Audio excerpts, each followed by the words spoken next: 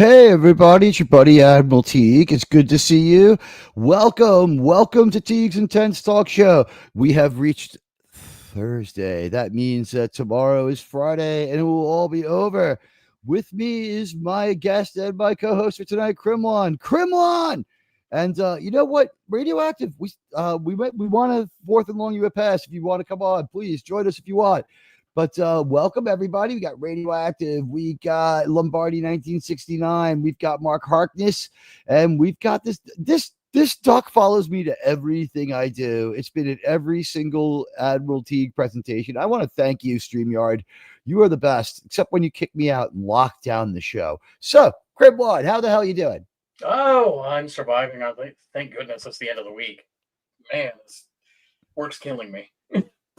Cribwad's talking about impending old age. He's really worried he's going to be like an age that I wish I was turning.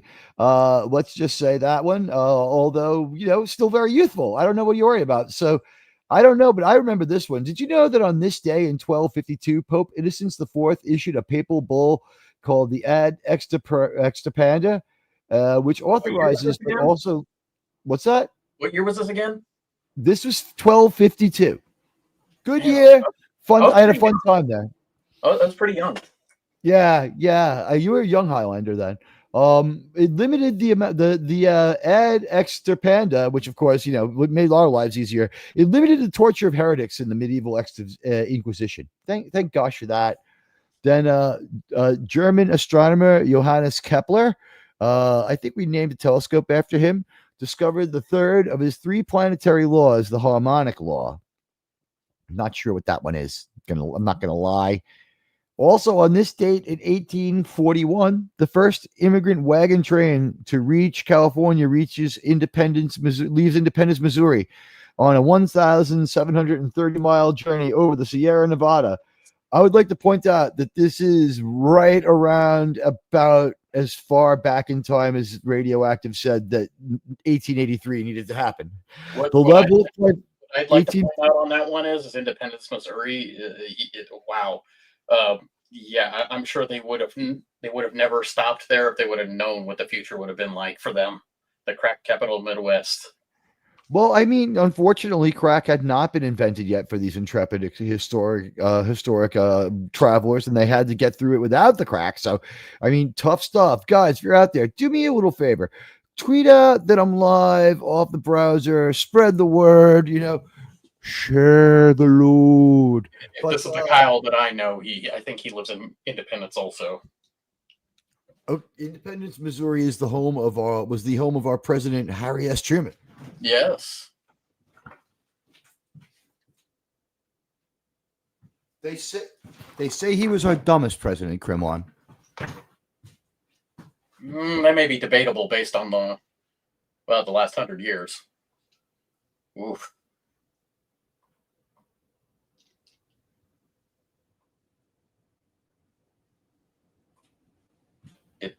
Oops, I was muted. Yeah, no, I would have to say we've had definitely some representative dumbness in the last 3 to 5 years. Hello, everybody, and hello, Radioactive. Oh, he's alive. Hey, guys. What's going on? Kremlin sent me an emergency transmission, Teague. He said that you need me in your ready room here. I need you in my ready room. I need my best people. I got the best people. And you know what? On this date in 1841, you had this one about right when you said the show is 40 to 50 years too late. The first immigrant with an E wagon train to reach California leaves Independence, Missouri on a 1,730-mile journey over the Sierra Nevada.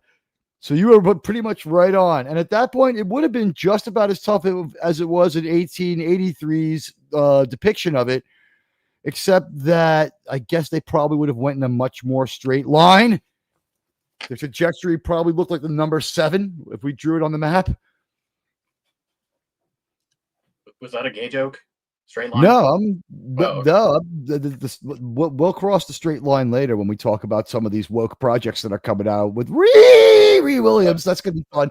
Wait till we watch. We have the Iron Man trailer for you, like you've never seen it before. Also in 1869, this is a bummer. Maybe we could work to undo the damage that started in 1869. National Women's Suffrage Association forms in New York, founded by Susan B. Anthony and Elizabeth Cady Stanton. Not a fan. Not a fan. Elizabeth Cady Stanton. She was a dog. So Susan B. Anthony, though, kind of hot. She never gave me the time of day, though, so I don't like her either. 1940, Richard and Maurice McDonald opened the very first McDonald's in San Bernardino, California. Amazing stuff. Well, I guess that was the original one, right? And then that's 15 years later is the corporate one.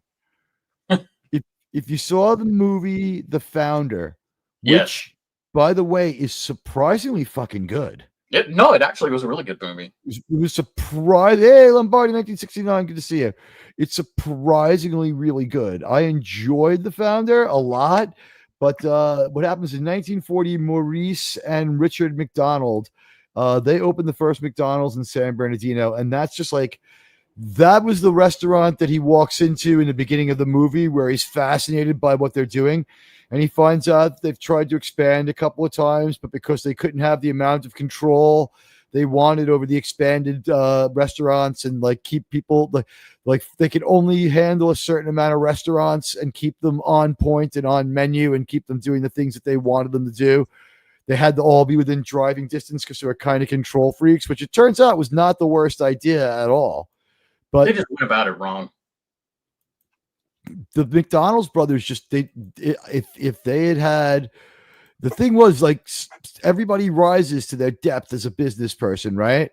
And like you don't have to be like a genius to have $1 million idea sometimes. Like I think the expression is you don't have to be a rocket scientist to go outside and point at the moon, right?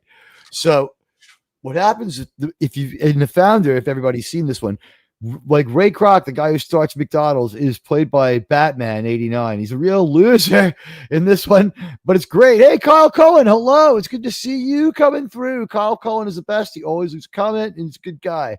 Good to see you, Kyle. Welcome to the show.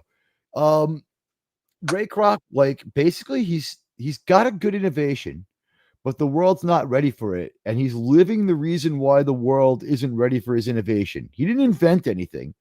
Radioactive. Did you see The Founder, the McDonald's movie? No, I didn't. I did not see that movie. Was that in the theaters or was that just on streaming? Oh yeah, it was in theaters. It was in the theaters for a little while. I don't think it had a long theatrical release because it's a very niche kind of movie. The thing is, it's a movie about America. It's a movie about capitalism.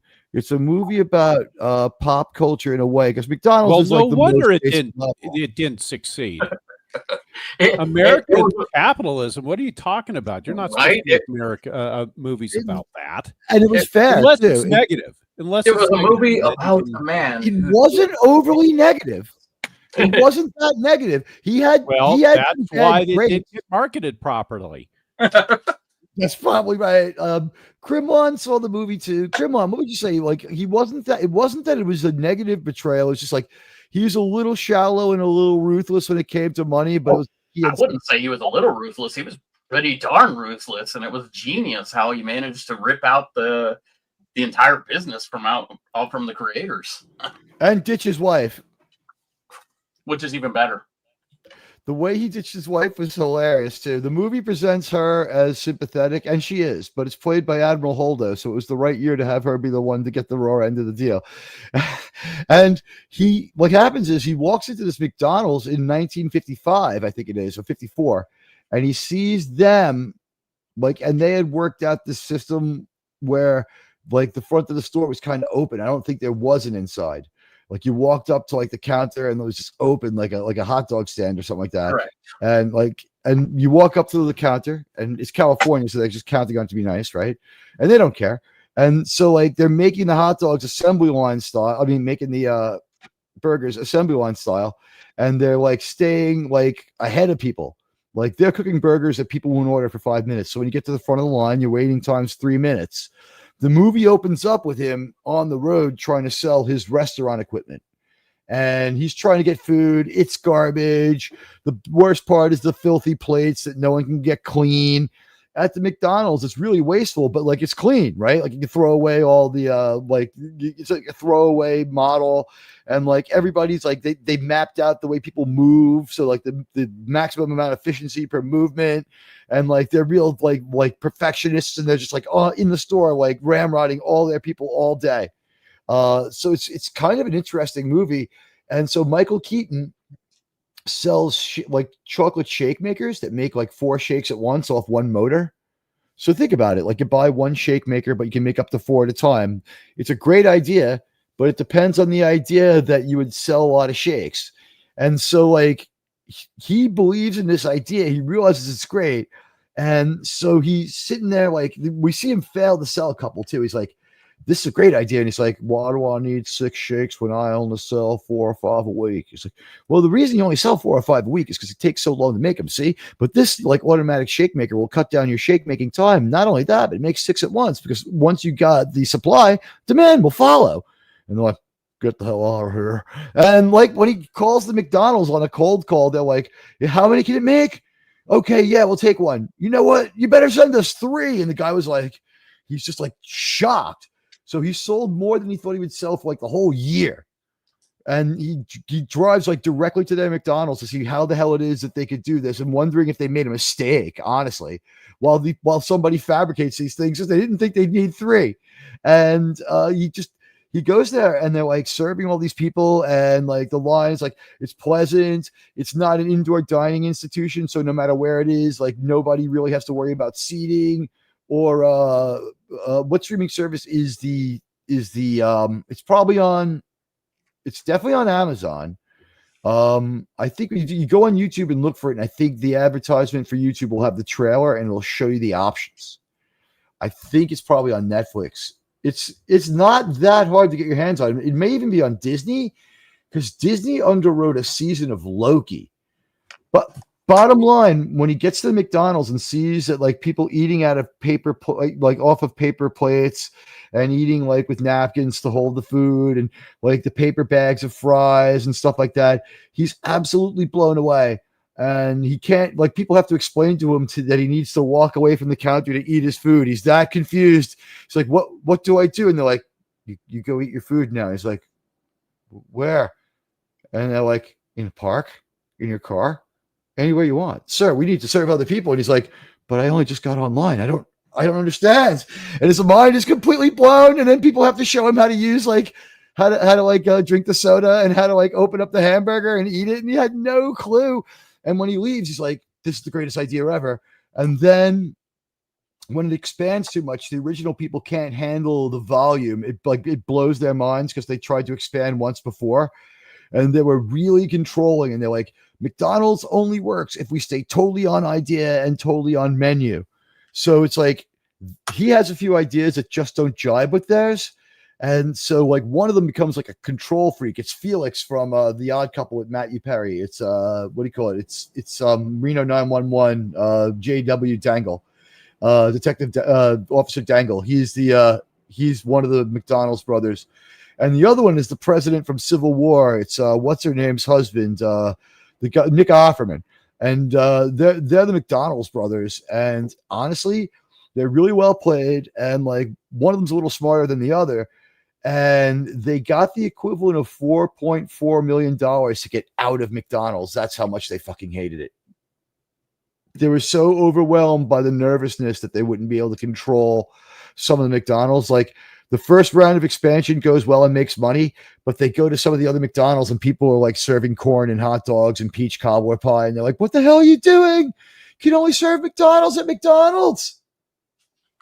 It's on Netflix. It makes sense. It's a good movie. I like The Founder. So anyway, that was our side trip to 1951. Did you know in 1988, the Soviet Union began withdrawing 115,000 troops from Afghanistan? I now regard that as a dark day. That was like our enemies fighting our enemies. Good times, Afghanistan, honestly. Oh, I think we missed the premise on the entire McDonald's movie, though. Everyone seems to think McDonald's is a fast food company. No. They're the biggest biggest landowner and leasing agency in the United States. The what? Yeah, like the bottom almost falls out of his plan, and he can't secure enough financing. And then it dawns on him that he bought all these lots of land, and that he nominally owns them enough to leverage back. And then he uses that, and I think his tax credit from owning so much stinking land, and he only leases to the people. And then so he starts to like build up an enormous state tax credit in every state. It basically, but by the end of the movie, he's like, think about, should I buy a football team or a baseball team? I guess I'll buy a baseball team. It goes into the core principle of McDonald's and how other, Burger King and everyone else does everything now. They buy the land, they lease it out to the franchise owner and build out McDonald's there. Yeah, the franchise owns it. The franchise owner owns it, but they don't own land. That's how McDonald's controls the McDonald's Corporation controls McDonald's by owning the land and leasing it out to the franchise owner. Or at least holding the lease in places like New York where you just can't own the land. But they do own a bunch of land even here. So that's 1951. 1988, Soviet Union starts to quit the war in Afghanistan. If you ask me, like I was at the springtime for America on that one. Reagan was president. Good times. 2002 documentary Bowling for Columbine with Michael Moore premieres at the Cannes Film Festival. Now that's a favorite of Crimlon and Radioactive, isn't it? Which one? Bowling for Columbine. Oh yeah, totally. You remember? I'm originally from Denver. I had friends that went to Columbine High School. We have where's JT? He's from Michigan. He was talking about how Flint is just a crazy town to me last night. I got to hang out with Dave C and JT last night on their stream, and afterwards Dave had to jump off, but I got to chill out with JT for like an hour while he had a couple of drinks and just like unwound, and we had a great talk. By the way, also today in music, Henry Ribald's opera Marouf de Savoir du Caire. Marouf the Cairo Cobbler premieres in Paris. Who fucking cares? Why the hell is this in there? 1862 first baseball enclosure opens at the Union Grounds in Brooklyn, and I'm gonna guess that's the Brooklyn Bridegrooms, the Brooklyn Tides, or the Brooklyn Atlantics who played there. And in 2010, Jessica Watson at age 16 becomes the youngest person to sail solo nonstop around the world. She's 31 now. Call me, Jessica, if you're still looking. You're looking good. Let's see. Also, today's celebrity birthdays. George Brett. I remember when he tried to kill Billy Martin. Emmett Smith, 56 years old. Young, huh? George Brett is 72. Ray Lewis, 50. Killer defenseman. How many people he deleted? It's like a killer defense. Just killer defense. David Krumholtz. I don't know who he is. 47th birthday. Who's David Krumholtz? Known for playing Charles Epps in the CBS drama Numbers, also appeared as Seth Goldstein in Harold and Kumar film series. Oh, okay. I remember him. He was born in New York City in 1978 on May 15th. He's 46 years old. He's a zodiac sign of the horse, Chinese zodiac sign, and the star sign Taurus. Also, Andy Murray. I have no idea who the fuck Andy Murray is. He's a British tennis player from Scotland. The name rang a bell. All right. So, welcome to the show. Also, in today's birthdays is a guy you may have heard of. His name is Overlord Dictor von Doomcock, a.k.a. Doomcock. Has anyone heard of this fine entertainer? Is he about 1,000 years old at this point after being stuck at the center of the earth? I think time passes slower at the center of the earth, so he is only I believe 25. He appears to be like a stunningly handsome 25-year-old elf prince. Depends. Yeah, it depends on whether you measure it in Earth years or Cthulhu years, or radioactive years. Yes, which have a bit of a half-life. When I was on Pop Culture Breakdown, my memory was just as I started to form on the transporter pad, I was immediately stunned by Gary, who had the phaser set to extra heavy stun. When I woke up, I was tied to the chair from Dagger of the Mind, and he slapped me with Gary slapping me in the face, and he said, "Okay, cupcake time for the show." I looked up; they turned on the Dagger of the Mind, but I also I had a mic, and I was able to communicate. You mean the Tantalus field? The Thulus field? Is that what it was called? Yeah. wasn't it? I forgot the actual name. No, I think it's called the Tantalus Field. The Tantalus Field. Yes, I think you're right. If it even had a name, I just know that Kirk's like, that thing is fucked up.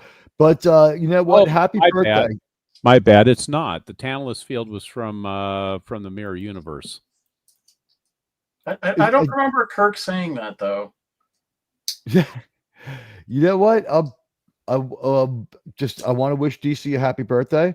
I want to thank my pal Fet for Hire for putting together the video, and Sean, for being there with me, and Resolute Germ when we wish Doomcock a happy birthday. It's a slippery slope. Like for Doomcock's birthday, I was asked to keep it to 10 seconds and not to use any music or copyrighted sounds. So I just said, happy birthday. Some people really went for it though. You know what? Like, good for them. They did some really interesting greetings. I will say there was a certain conspicuous communist was in there, and they appeared on screen. And I would just say, since you have the time, walk around the house a couple of times a day. Your health. I worry about you. Too much McDonald's? Probably too much McDonald's. Wait, 1988, not 1958 on which one, Kremlin? That wasn't me. That was radioactive. Oh, that was radioactive. Wait, which one? 1988 was, the Soviet Union. Yeah. Sorry. That's misspoke there. Yeah, 1988, Ronald Reagan. Ronald Reagan was not even governor of California yet in 1958. He was just like an endorser for Chrysler. Yeah. My ADHD was in full control at that point. 1988, yeah. There too, yes. Squirrel. And like we said, that chick sailed around the world. We got you today's birthdays. Other famous birthdays include Clemens von Metternich, L. Frank Baum, the Wizard of Oz writer, Peter Schaefer, who I have no idea who that is, Madeleine Albright, famous for her brooch collection, and Zara Phillips, who is kind of cute and seems memorable. Who is she? British equestrian and the second eldest grandchild of Queen Elizabeth and Prince Philip, Duke of Edinburgh. You know what, babe? Call me. You're pretty cute.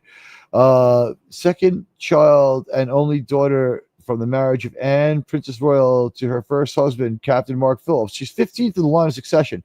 Baby, you're all right, man. 43, right in my right in my dating range, and her sign is the cock. I mean the rooster. Only a couple years older than me, huh?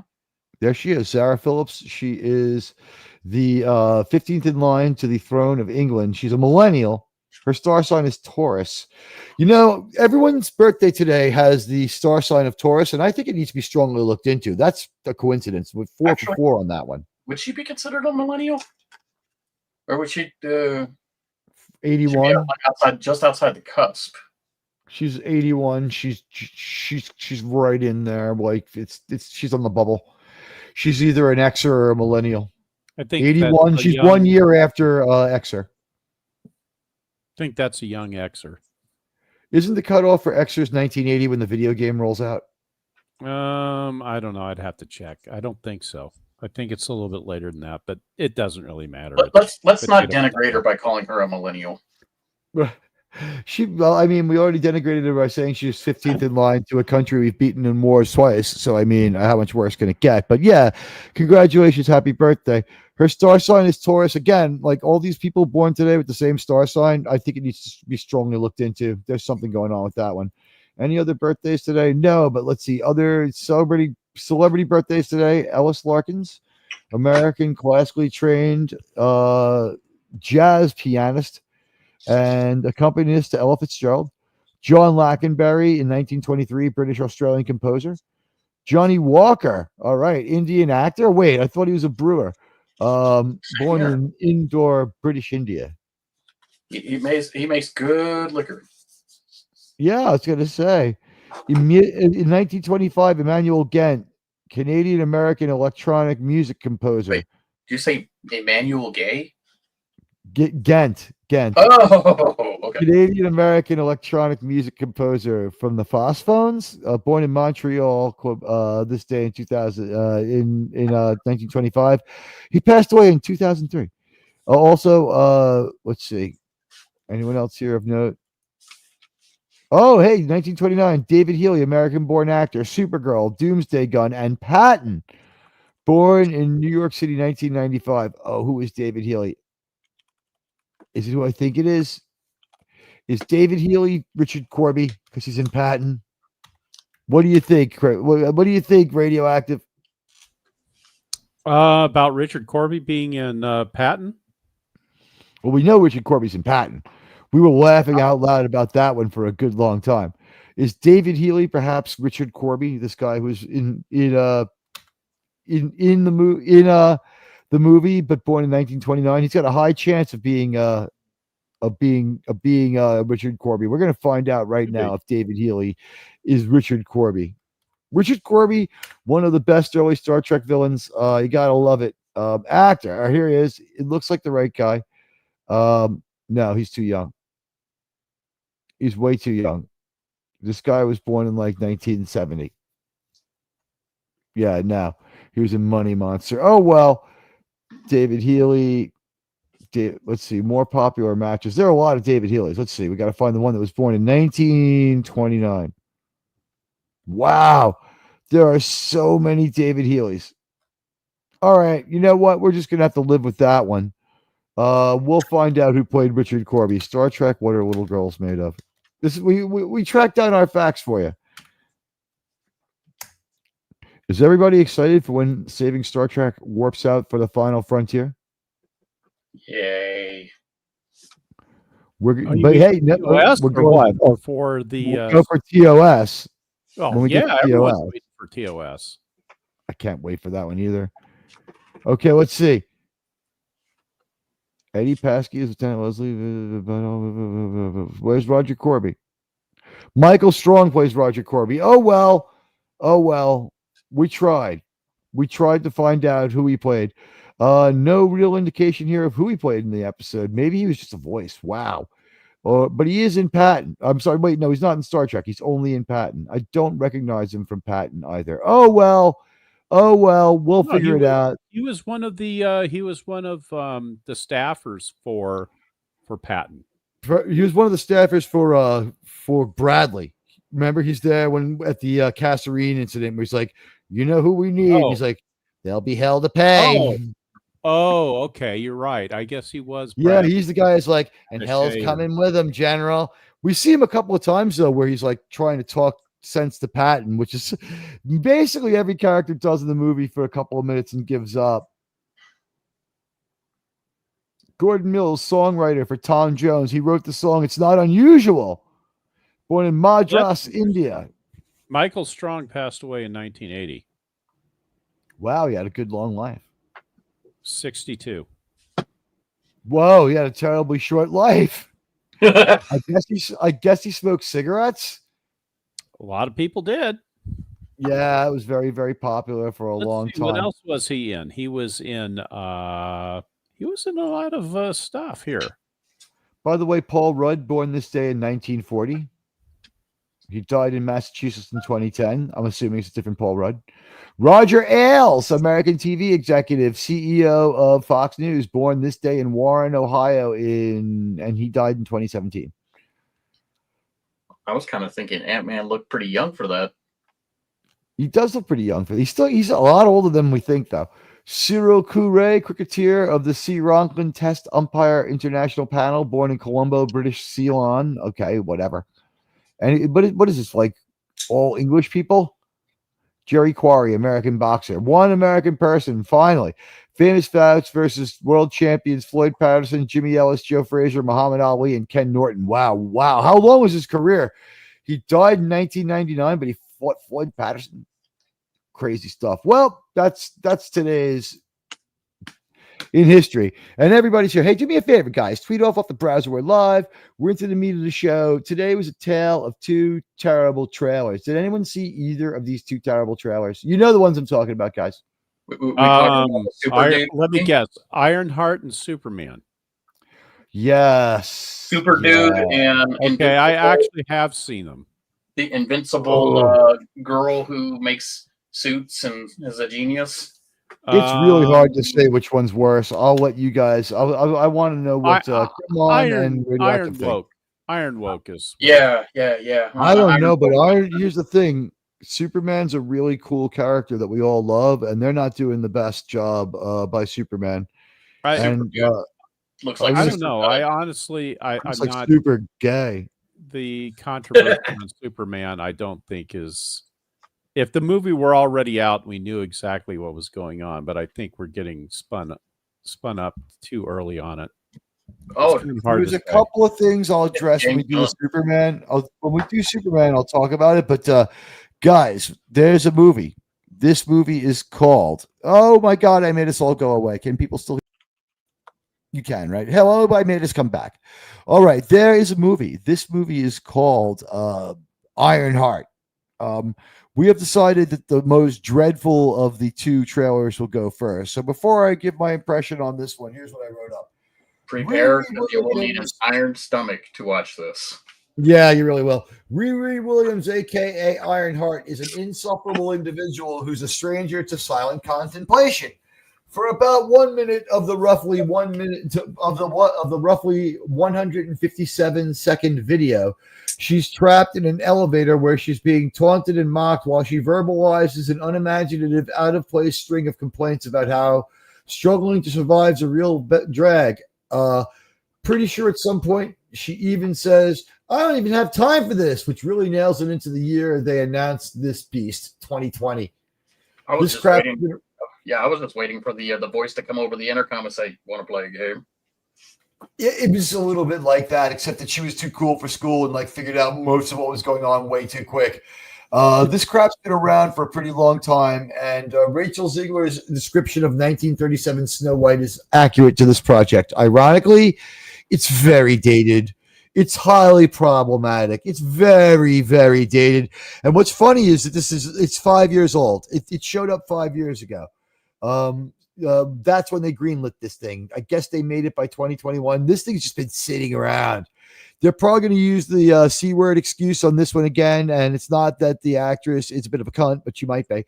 But here we go. Now what we have is the third straight plea for us to skip James Gunn's Superman in the other trailer. But let's take a look at Ironheart. I counted 3 different times people tell her she's amazing, but I will turn off the sound and turn on the closed captions. So here we go. All right, so Ryan Coogler, he's so glad Sinners made it out before this garbage that was sitting around when he was just kissing the ring, huh? He has a little more independence now, but I don't know that he doesn't believe this stuff and think it's just freaking great. And this looks like, are they by my house? This looks like my block.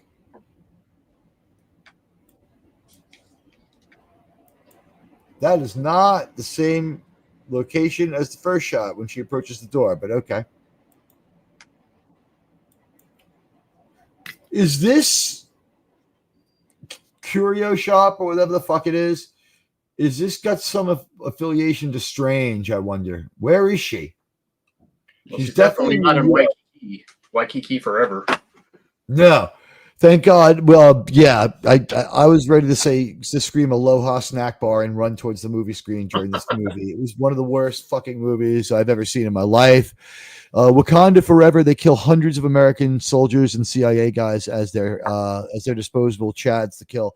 But by the way, so there she is. She's Riri Williams. She's pretty freaking amazing, guys. So in this curio shop, she's like, huh? Hello? Why she's drawn here, we don't know. So already just questionable fucking trailer. She walks into this elevator. Why? We don't know. Now, I would just point out this. Her eyes are also running away from each other, just like the other last 2 Disney females we saw, as far as Rachel Ziegler and Halle Bailey. I mean, at least the excuse for Halle Bailey, whatever her name is, was the fact that she was half fish. So, I mean, you would expect that. She had to turn her head to the side to look straight at someone. Halle Bailey was not. Well, Halle Bailey out of everybody stuck in that situation, it seems to me that she had a good cry, woke up with like a moment of clarity, and actually had the forewithal to understand what was going on. Because remember, her situation was almost as bad as Rachel Ziegler's, and she manages a perfect dismount from this nasty situation. She stops going after people. She just only talks about how much work she put into the performance and how much it's important to her that she did a good job, and she hopes people like it.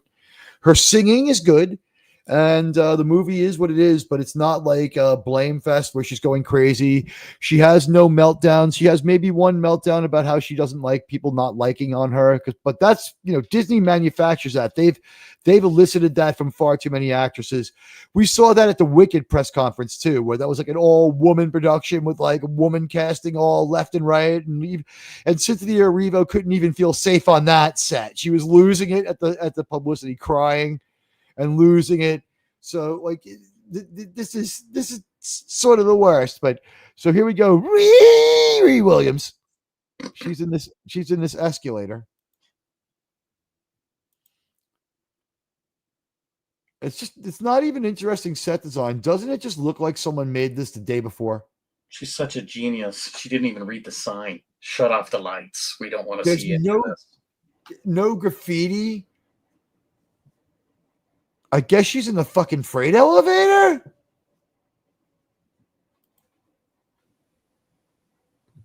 Most likely. Okay. Yeah, it's absolutely a freight elevator with the wooden floor and stuff. Okay, so here we go.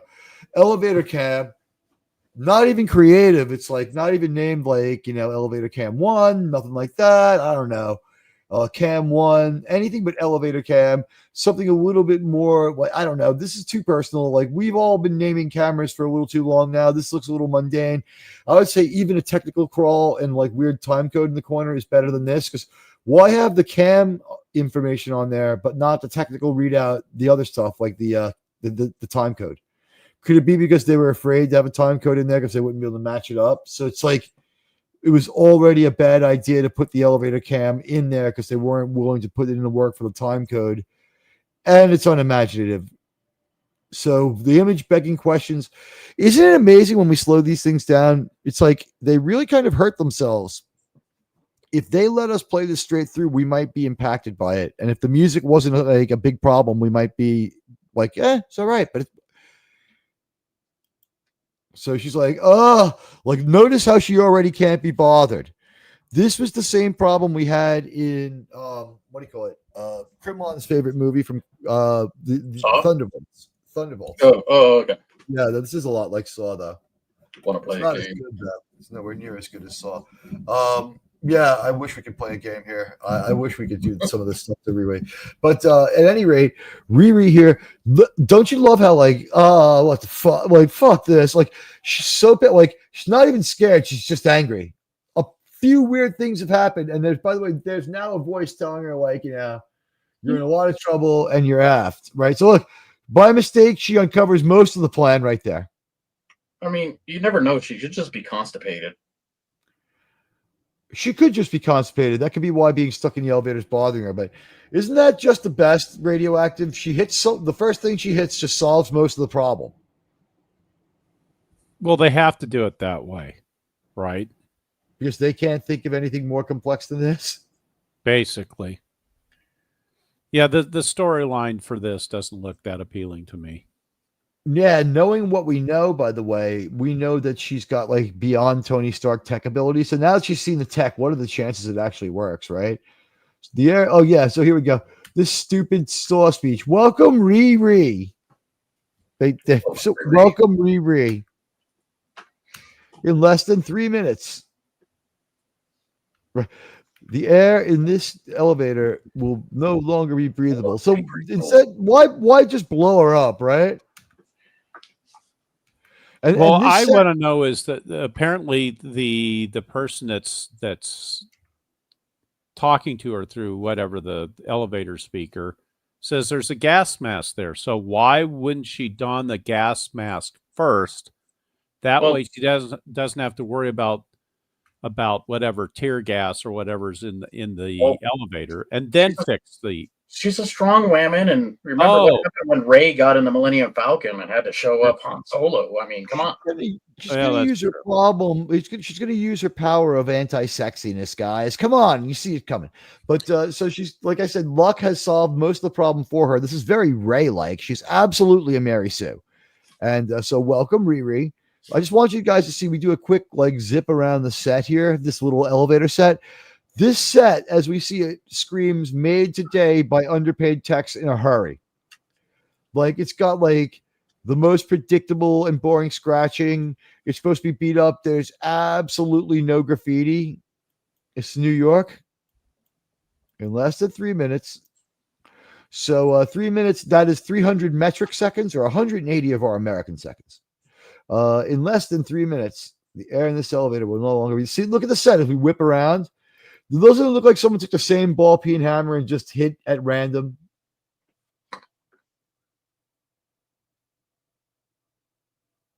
You know, like it just looks like someone looked that way. I wasn't paying that close attention to all those little minutia details, Teague, but the uncanniness of the scene was like the storyline that they were trying to set up, and the storyline to me just doesn't look that interesting. And without any prosthetics, she looks like a Vulcan. Look at her ears. She has great Star Trek ears. I just want to give her that credit. Thanks, everyone who's here. I want to thank you all. So wait a minute. Are you trying to imply that she could actually then play like a younger Lombardi Mikey 1969? Spock? I missed Lombardi 1969. She could probably play a younger version of just like, I don't know, Tuvok. Mikey Spock. You know what? She could put. We could do the story that wasn't told in Voyager about how when Tuvok was lost, his wife and daughters moved on very quickly and she married another woman. She could play Tuvok's daughter, the one who becomes a lesbian right away instead of the one who becomes a lesbian when she realizes that's the right thing to do. But those ears. I was thinking the TOS version of the Klingons. Come on. Those ears. Hello, everybody, by the way. She's not a Mary Sue. The OG Mary Sue completed her story before going not alive. Man, you know what? I wish that we had like some of these Mary Sues die and staying dead in their stories, but they don't. They don't do that. Guys, if you're here now, YouTube has finally felt fit to tell you that I'm around. Do me a favor, tweet out off the browser that I'm here, hit the like button, help me get some traction going. The Thursday show, always fun, and it's great to see you. We connect with people from other time zones and give everyone another chance to see us. So as we see here, Riri, what even is this? Like, by the way, when she's speaking, it's in blackisms. It's a little bit like it's disingenuous. Here, I'll let you hear it. Oh, I missed Riri's little talk there. Let's see. Listen to Riri talk. Oh, what is this? Now, remember, when you're writing for TV, either you're writing against stereotypes, you're writing with them, or you're just writing characters. And like whatever happens, happens. This character, inherently created to be black and to be a female woman, stronger and cooler and better than Tony Stark. This character's just walking around kind of ranting, you know what I mean? And like, she's a black woman. She's super well educated, but she still kind of talks frustrated ghetto. And she ain't even got time for this, even though her life is in danger. I find this to be something of like, was this written by someone who's ever met a black person? I mean, I realize Ryan Coogler is black, but I mean, he may not own a mirror. No. The whole thing is now that they're playing it up like this. It's just Ironheart, the rise of Stark. I don't think so. I think it's like she was planned to be the one who was going to like replace him, and it was like the freshness date on this idea whipped by so fast during the lockdown that it wasn't even funny. All right, so there we go. She already Stark last name. That's great time compression. She was just told she has 3 minutes, like 4 seconds ago. Your son became dying. Let's go to this sound. As you can hear, that's her antagonist. He's also pretty black, and Black explains to her that unless she breaks into the device on the flow. Now, this is what I like. He tells her how to save her life, and she's too cool to listen to him. Where you find a gas mask? Right? So there you go. That's your way out. Joker does the same thing in Batman. Good luck. 89. He's even nice about his games. Like, good luck, you underdressed loser. So she can't be bothered to just put on the gas mask. She grabs this thing. Screw this. Violence is the answer. By the way, you know what? The next person on an elevator is not going to know if it's inspected. Nice job, Riri. So then she does whatever she does because she's too cool for school. Then she strips a wire with her teeth. Don't try this at home, kids. A live wire with her teeth. Anybody want to advise on this one? Oh, I know a couple right there. One of them is actually watching the stream right now. Hello. And he's from Independence, Missouri. Ghost of Harry Truman, welcome to the stream. Here we go. That might be one of those new TikTok challenges, Teague. Oh, yes. What? Break out of the elevator? Now I'm getting nasty messages on the side. Mark Harkness has this right. Mark Harkness has this more or less right. He'd be like, "Yeah, keep talking." Like Tony Stark would talk to himself. He'd be like, "Getting a little tired of your attitude," And like, if the guy could hear him, like Tony Stark wouldn't care. When the guy answered him, he might even ignore him. So yeah, Mark Harkness pretty much has this right. He should be writing this. So here we go. The art of the trailer is lost. There goes Riri. She's going to, I don't know, pull a knife out of her sock. Oh no, she with brute strength. She's not a superhero of any kind. She has a super suit, but with brute strength. Now we've seen Riri, and she does this. Not completely unbelievable. We've all opened a freight elevator door, but why wouldn't you secure it a little more if the plan was? I guess the plan was to get her attention by fucking with her because like 3 minutes even go by. Whatever. It's pretty dumb. So I heard Riri Williams was a genius. We have reached the 1 minute mark. She's been called a genius for the first time. So here's a guy who was tormenting her. He is not the bad guy, though. There's a white cast member, Baron Sacha Cohen. He will be the bad guy, in my opinion. He's Mephisto. Mephisto will not. I mean, to us, Mephisto will be the hero of this because I think we're all having a certain feelings about Riri Williams already. Look how smug this British cigarette is, right? So you in or you out. It's like there is no in out for me, man. I only date women. This is our beautiful heroine. I don't know if she's all that cute. Anyone want to just like objectify her for a moment? Frumpy? And dressed terrible. When you don't have a great figure, throwing white on you is mean. So I'm ugly on purpose. Curious about the load that she's got. Oh wow! The front load that she's carrying. By the way, right here, by mistake, we can see she's not as horrible looking as they're trying to make her. Like she had the extra dark under eye, like stuff going on. Like they pulled a Time magazine on her, like Time did to OJ. They darkened her. They CGI darkened her. So here we go. Thank you, Marvel Television, for this fantastic piece of cinematic art. I feel so at home. It comforts me. All right, so I guess she's at MIT now. The Massachusetts Institute of Technology is located somewhere north of New York. I don't know where. I'm going to assume somewhere in Massachusetts. They say that, but I mean, what would some asshole know about directions? Anyway, by the way, I see you're fed up and waiting to be acknowledged for your greatness. So it only takes 13 seconds for her to be called amazing twice. I mean, I go through the same things every day. No one ever acknowledges my greatness. Except I don't know. When I walk down the street, this is how people talk to me.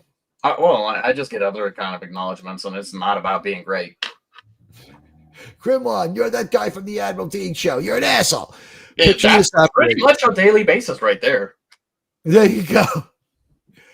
Waiting to be acknowledged for your greatness. Wait, so look at this. She's already most of the way there.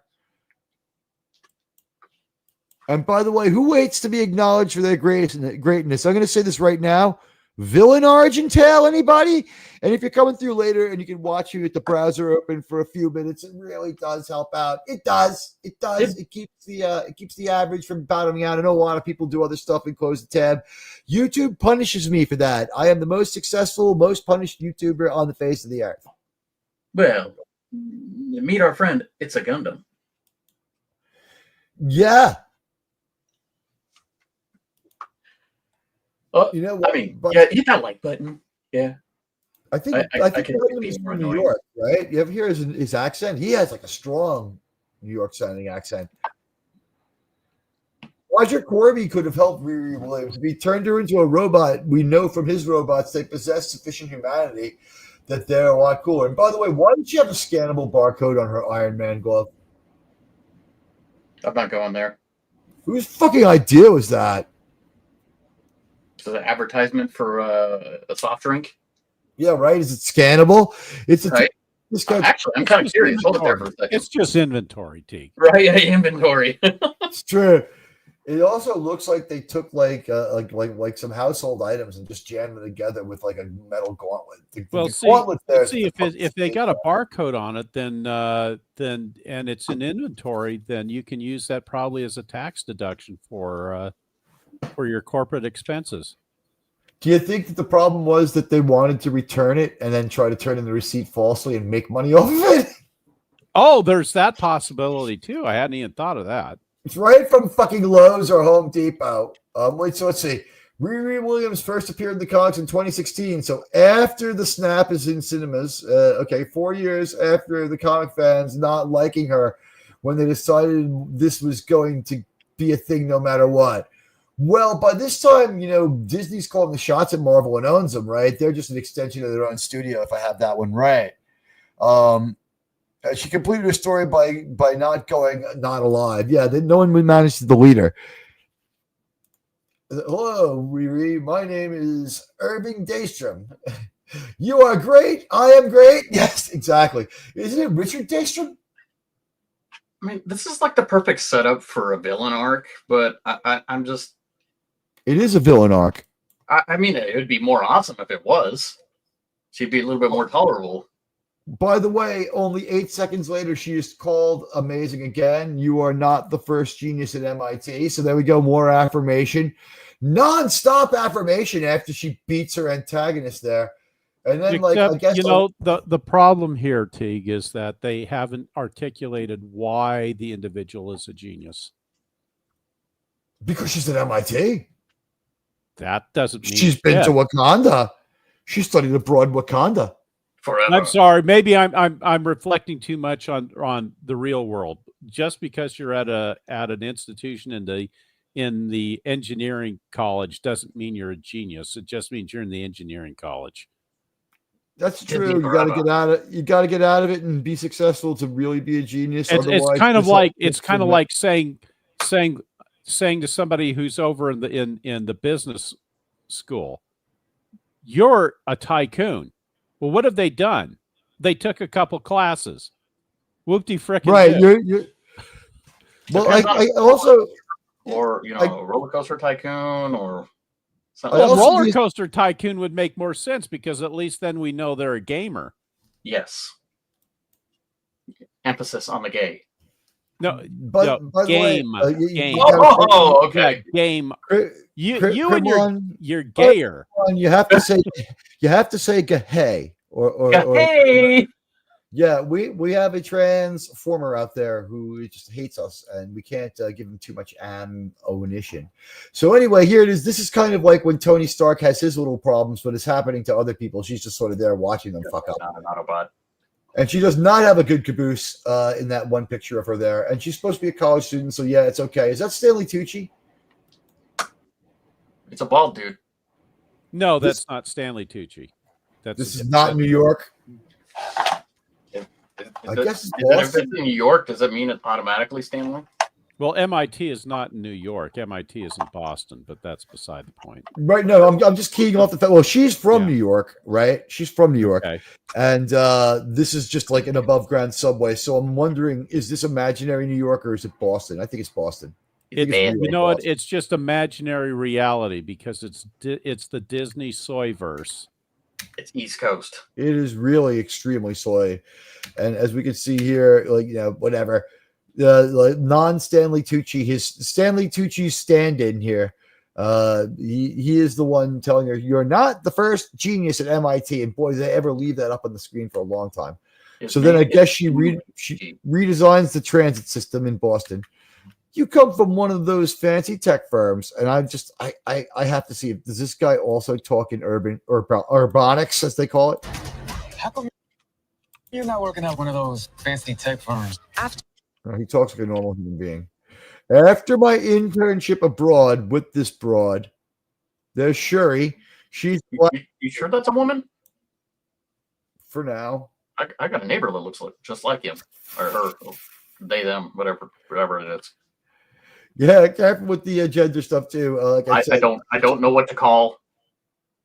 Stick with they, them, or just the go with the flow for the moment.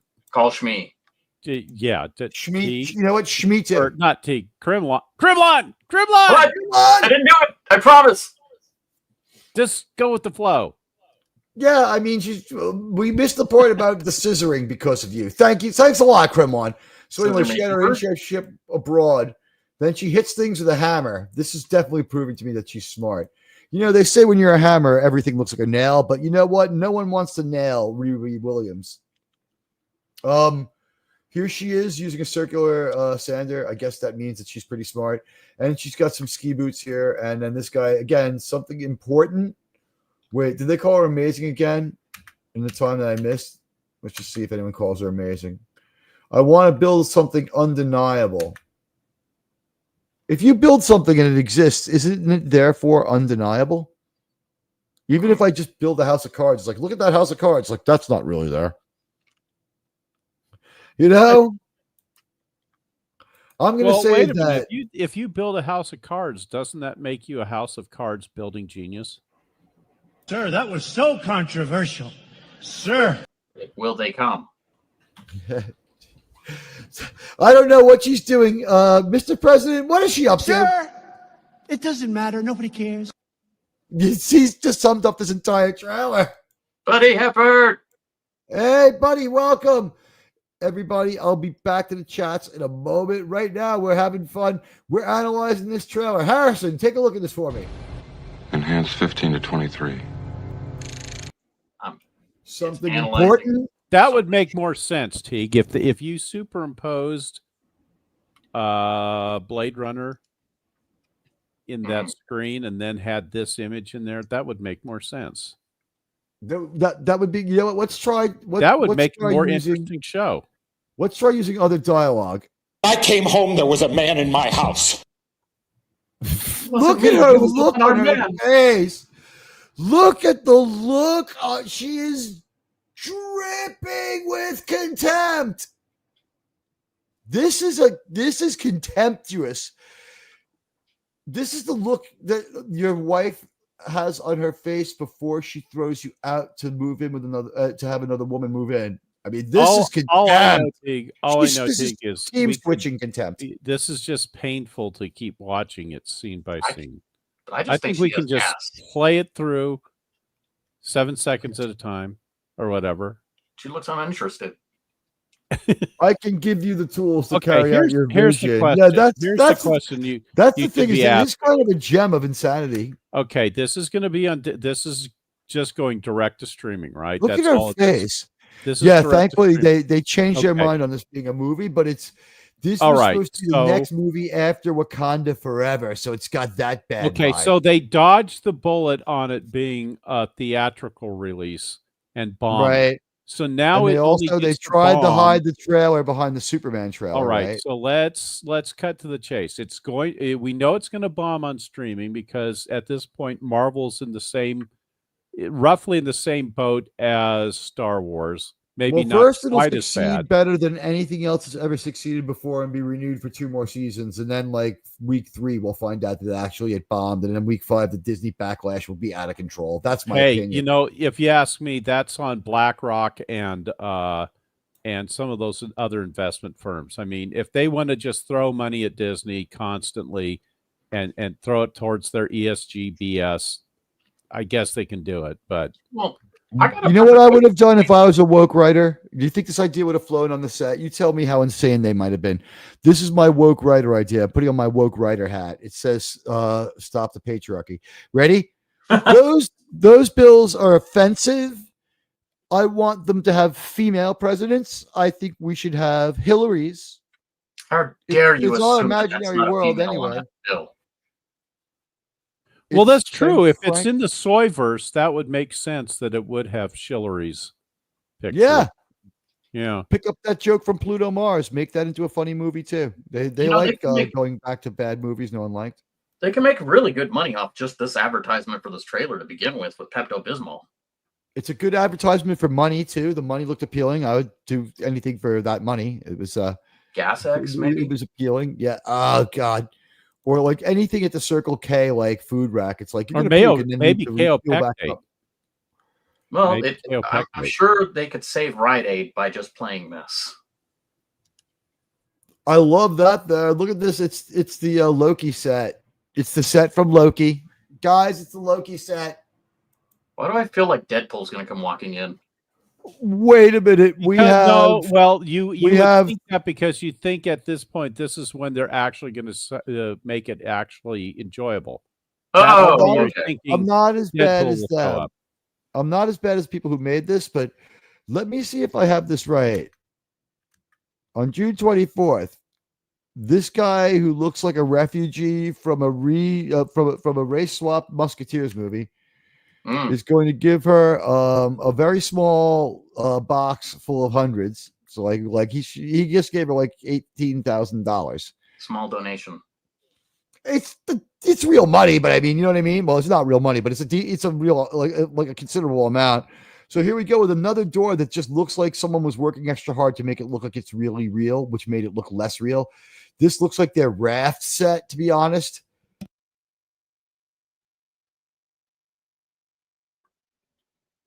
So of course we get this bang bang right here where we kick in the door and then switch to the reaction. Here we go, bang bang. Ugh. Best And then- security guards ever.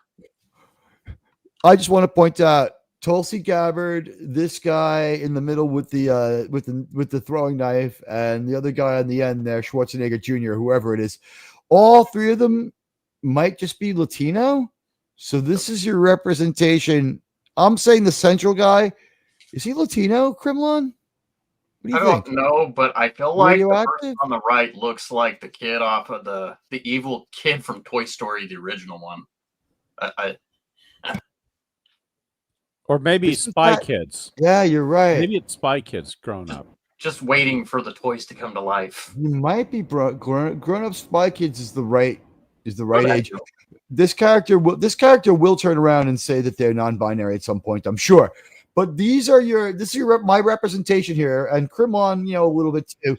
Kremlin, I don't know about you, but when I was eating my taco today, I said, "Man, I really hope that I see a trailer that me and Paulie the Latino Slant can get behind here with this Latino representation." And I'm going to say these three people look like a bunch of despicable criminals in context to what's going on. Like Tulsia El Gabardo on the end there. Whatever, Pedro throwing knife in the middle, and on the left, whatever, oh my God, is that Schwarzenegger's son with Maria Byans? I'm just thinking this is the perfect Latinx representation that they could do. Please don't use that word. I hate it. Come on, it's Latinx. I'm not from planet Latin 10. So, of course, violence is always the answer in Disney. Girl boss! Oh my God. I can give you the tools to help you carry out your vision, blah, blah, blah. Then this shit happens. Blah, blah.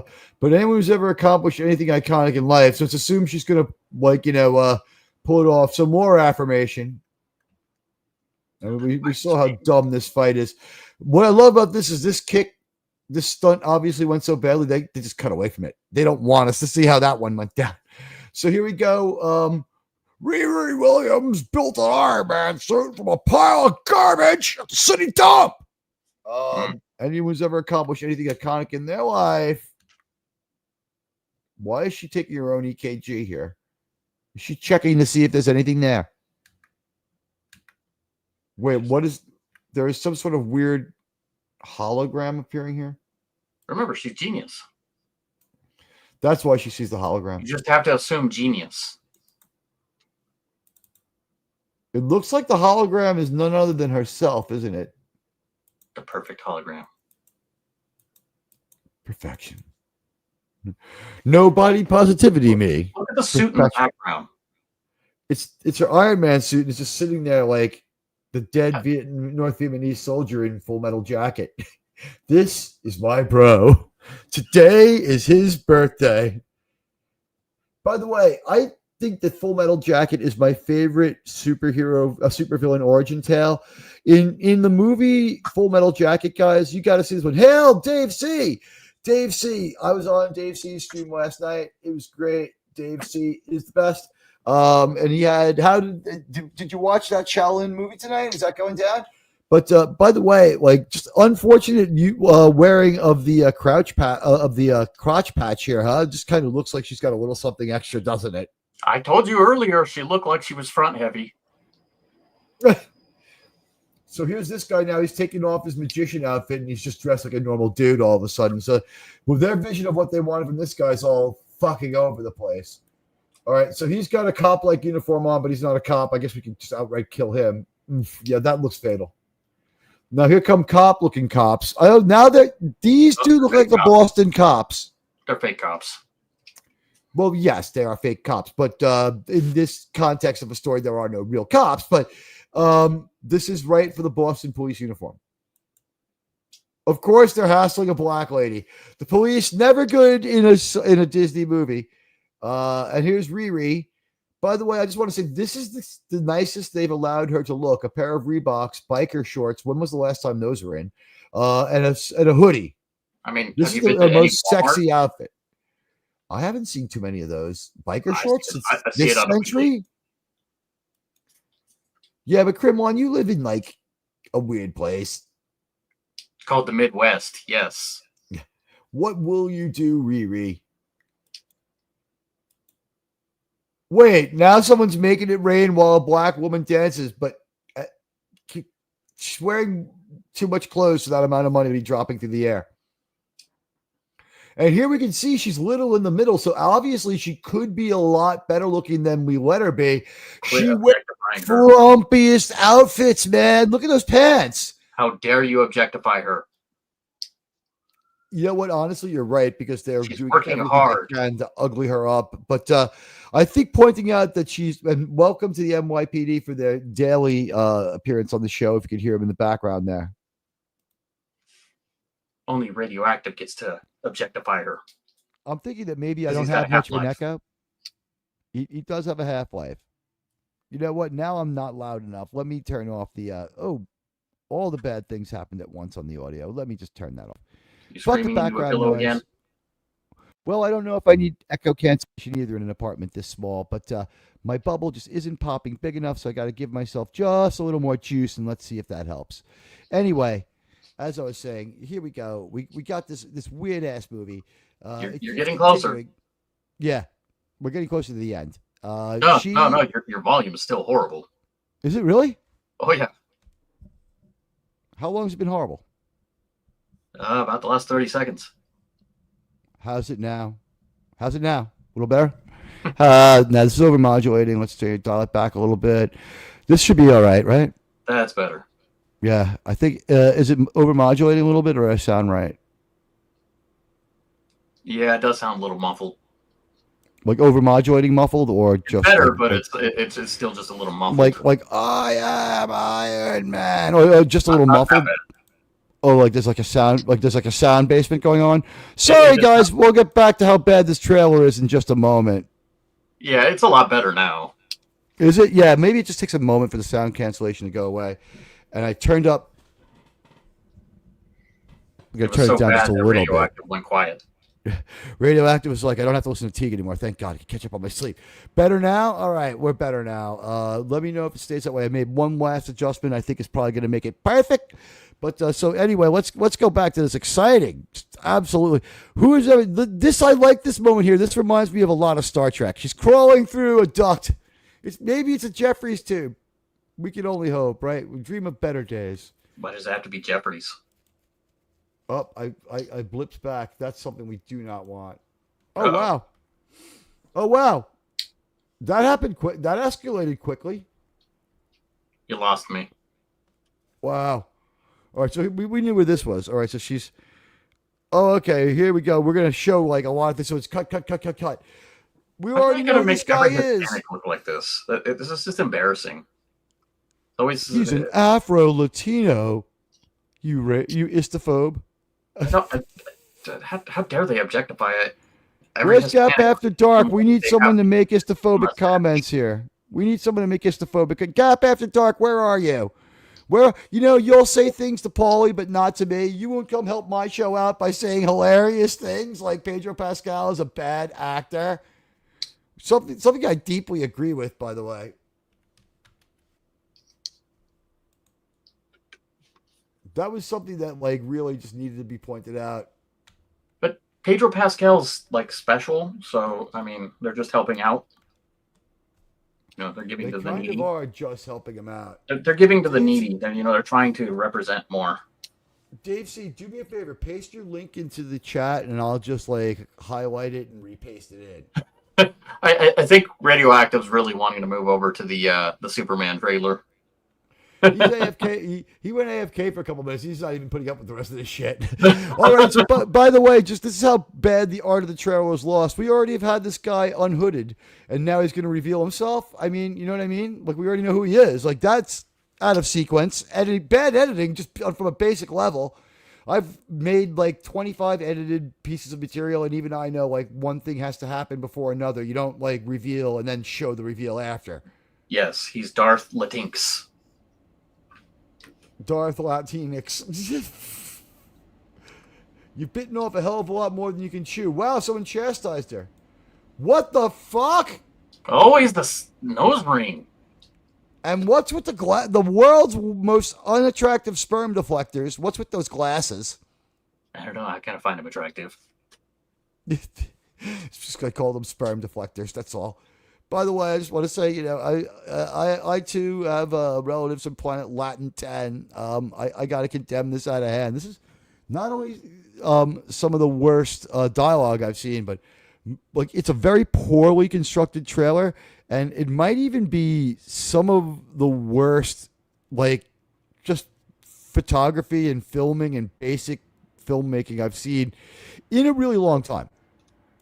You've bitten off a hell of a lot more than you can chew. Oh, this is the reason why she's getting shit. She's getting shit from another black woman. So this is okay. This is okay. They're equals.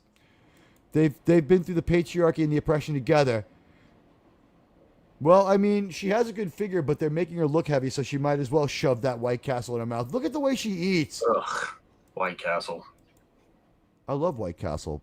Gross. What can I tell you? So here she is putting on the freaking outfit. It's even dumber. Now, guys, we're a lot closer to being finished than we are. By the way, these single notes of music, and it really is just someone striking the piano once. It's really that minimalistic. They didn't pay anyone for any music. Wow. They really overcomplicated that suit. They really did. And the good thing here is that there's a lot of just like, coming soon and stuff that's like at the end of this trailer that we won't need to see. So we're pretty much like 85% of the way done rather than like the 80% it looks like. Maybe 90% done. By the way, that looked terrible. That did not look so great. Right, I'm Iron Stark with shoulder pads. The helmet deploying was the best helmet deploy we've seen because I think it's a practical prop. The helmet deploy in Captain America 4 is so fucking horrible. I mean, the suit isn't the worst, but now, to me, she looks more like Ultron than Iron Man. They really had to go with the shoulder pads, didn't they? I guess.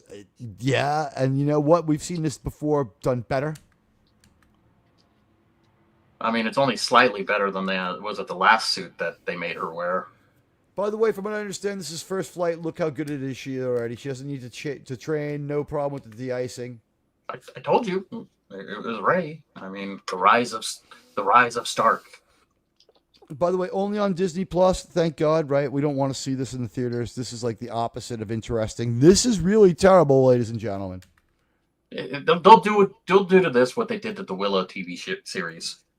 Oh, hey, look. He must be a bad guy. He has guns. And look what I noticed about his hand.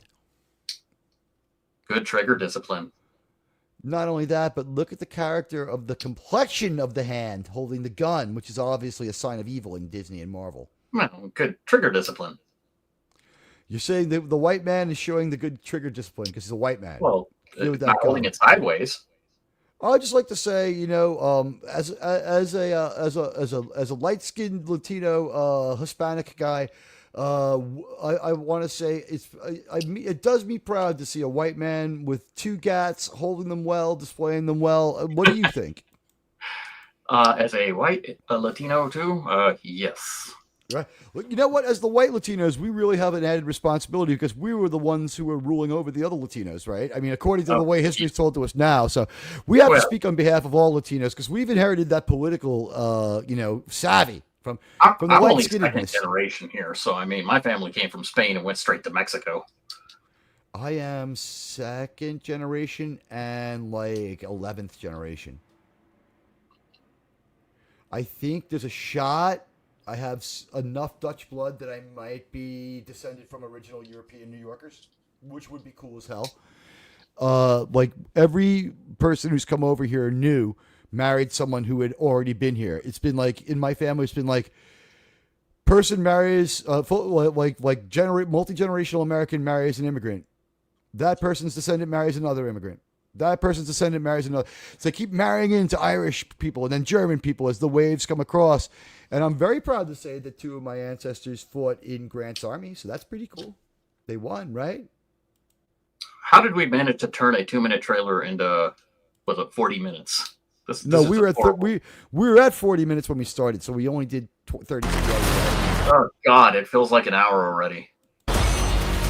It's good transformation, guys. Come on. You're gonna end up I was gonna say I felt I've already seen the entire series. You basically did. You've seen all the action, that's for sure. Look at this. We saw Tony Stark do this. We see a couple of Avengers do this move with the car. Look at her doing it, and it feels very satisfying. I feel like they struggled doing this trailer. Like they had to pull every scene they thought was actually good. That's why. And they didn't get a good trailer maker either. They didn't get the top flight trailer guy either to patch it together either. It was like a mediocre trailer and we guy. don't have that fancy 90s narrative guy. Yeah, in a world where people make an Iron Man suit out of garbage without the expertise. So anyway, look, here comes the truck. Watch this, guys. Oh no! Just like Iron Man 1. Except better, right? Oh yes. He only flips a car, if I'm correct. It's bigger vehicle. Yeah, and it goes. Look how much further it goes. So here we go, guys. We did it. She's got a heart of metal.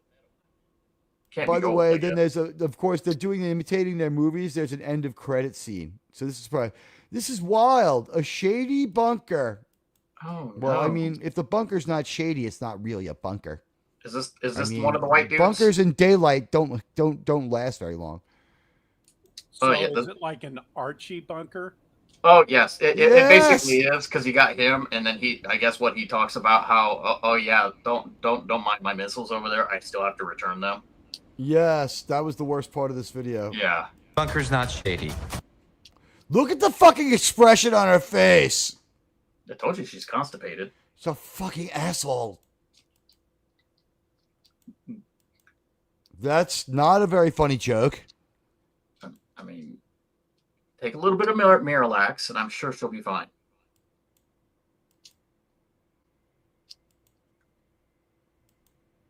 Am I canceled already? Yeah, Krimlon, you're canceled. But you know what? Nice. I would just have to say, has there ever been a better time to be an actor? This guy looks like Disparu's ugly cousin. I'd say it's never been a better time to be a director because, I mean, you can do the dumbest things in the world and not really have succeeded at all and then just get thrown into a Disney movie. Riri will be directing next, I'm sure. So that's our fucking trailer for freaking Ironheart. That was truly bad. I'm sorry.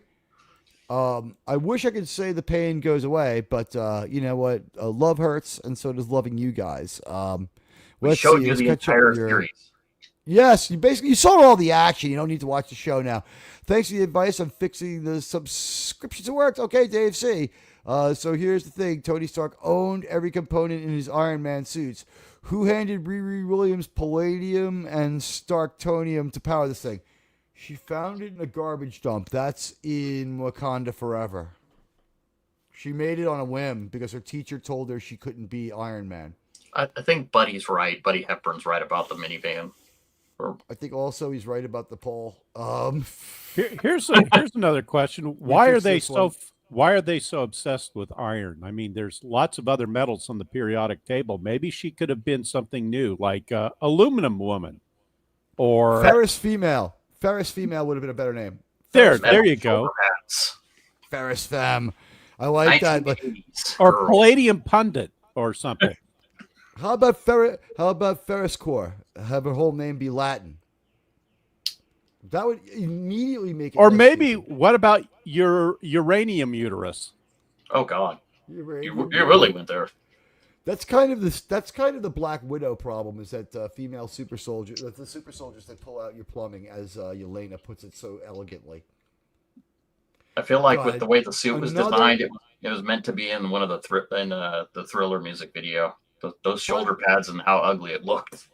By the way, another female villain another female villain passed off as a hero, where they decide that what they really need to do more than anything else is to take this villain, right, and have her talk about how disinterested she is in her own life in the beginning of their story, where she spends the whole time that she's under threat and maybe going to die in that elevator, complaining and whining. So now we're going to move on to another trailer from a different movie. And as I said, like, you guys, you really got to see the Kingpin Joker origin story. Yes. Before we move on, maybe we should ask the question: just how burned out people are going to be on all this mediocre Marvel stuff, because the reality is that after, I mean, Disney's cranking out all these shows, okay, and just like they're doing with their Soy Wars production line, they're killing their own product line because it's oversaturated. Even if these shows were good, Teague, they've oversaturated the market.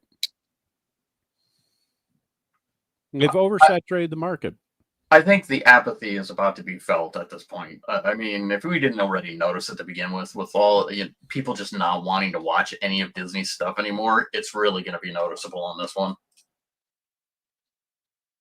The thing is that I saw a thing about how much it costs to take a family of 4 to the park for one day. Those parks can be 30% full forever, and they'll still have money. The guy came up with, he didn't even stay overnight, no hotel. Family of 4, not the full ride, but the modest upgrades. How much do you think? It's not even just theirs; the cruise ships. I'm going to say about $1,000. Try like close. A family of 4. We're talking about probably $4,000 to $5,000, upwards of 10. This guy tried not to go crazy. He made it in 10 hours. 10 hours to park, $1,831. That's insane. Like, I thought it was like a family of 4. I was hearing that just for a hotel and the park pass for round for all trip of to a them. nice part of Europe. Yeah, that's a round trip plane ride to a nice part of Europe. Because you're not even counting in the food you got to buy there, the drinks and everything.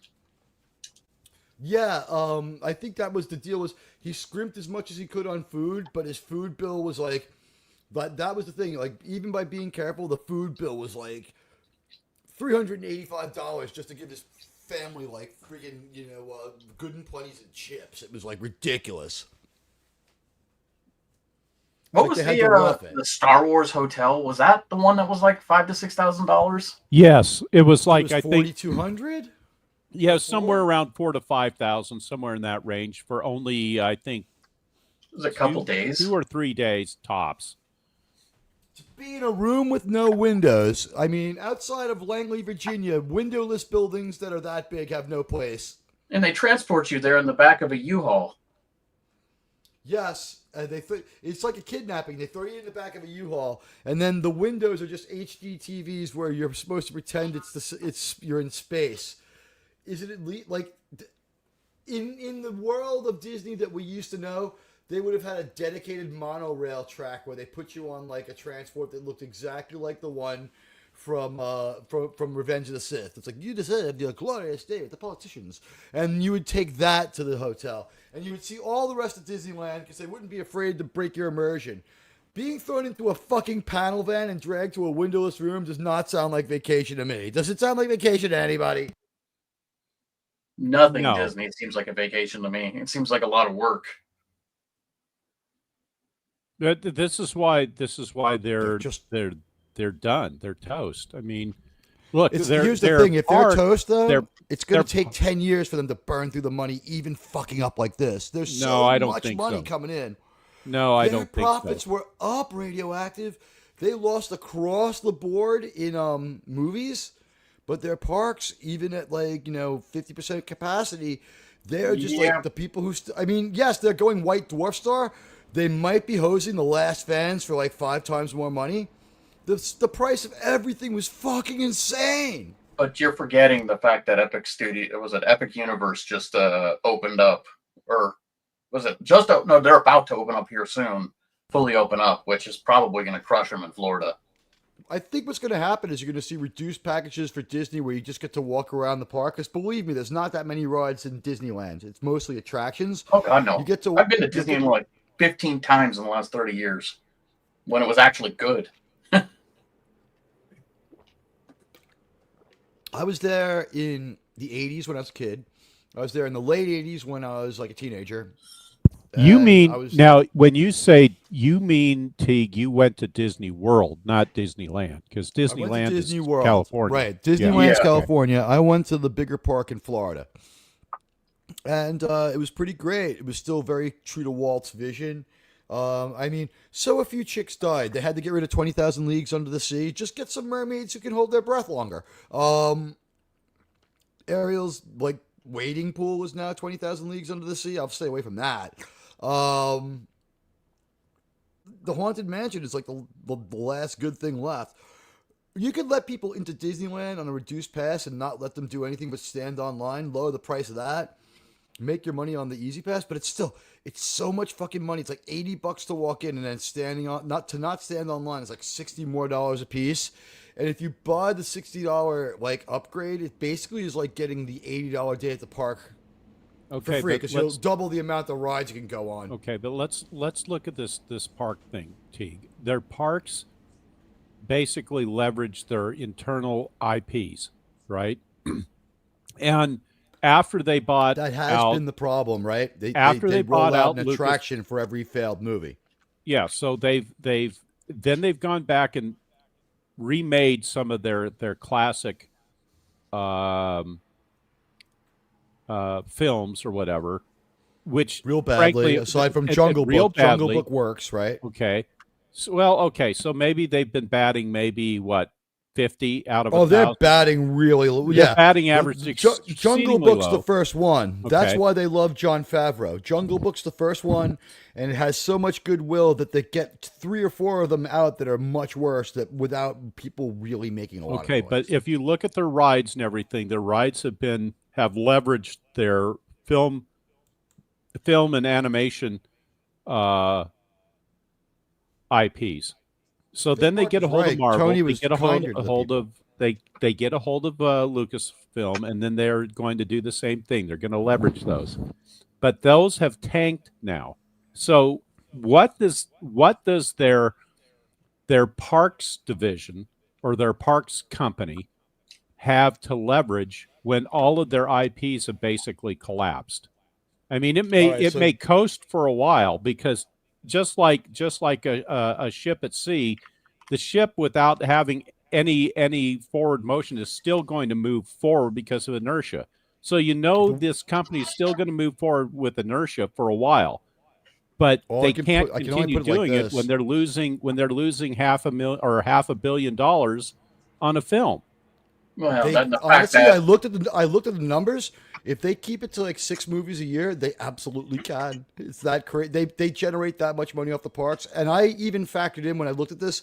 Let's say they get everything they wanted and they drive off everyone except people who are like whacked out and people who are like cool with that kind of whacked outness.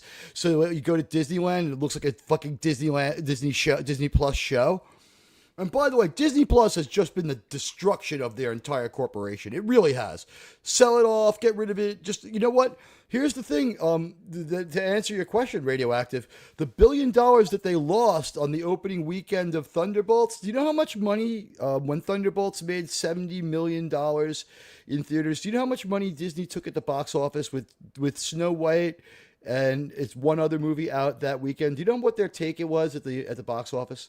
I haven't looked closely at the numbers recently, so I looked at this one.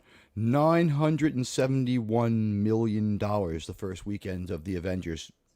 I'm sorry, of Thunderbolts. You know why? Revenge of the Sith made $900 million in a week. So if they really go broke, all they got to do is be like, think about their reservoir of movies that will make a fortune.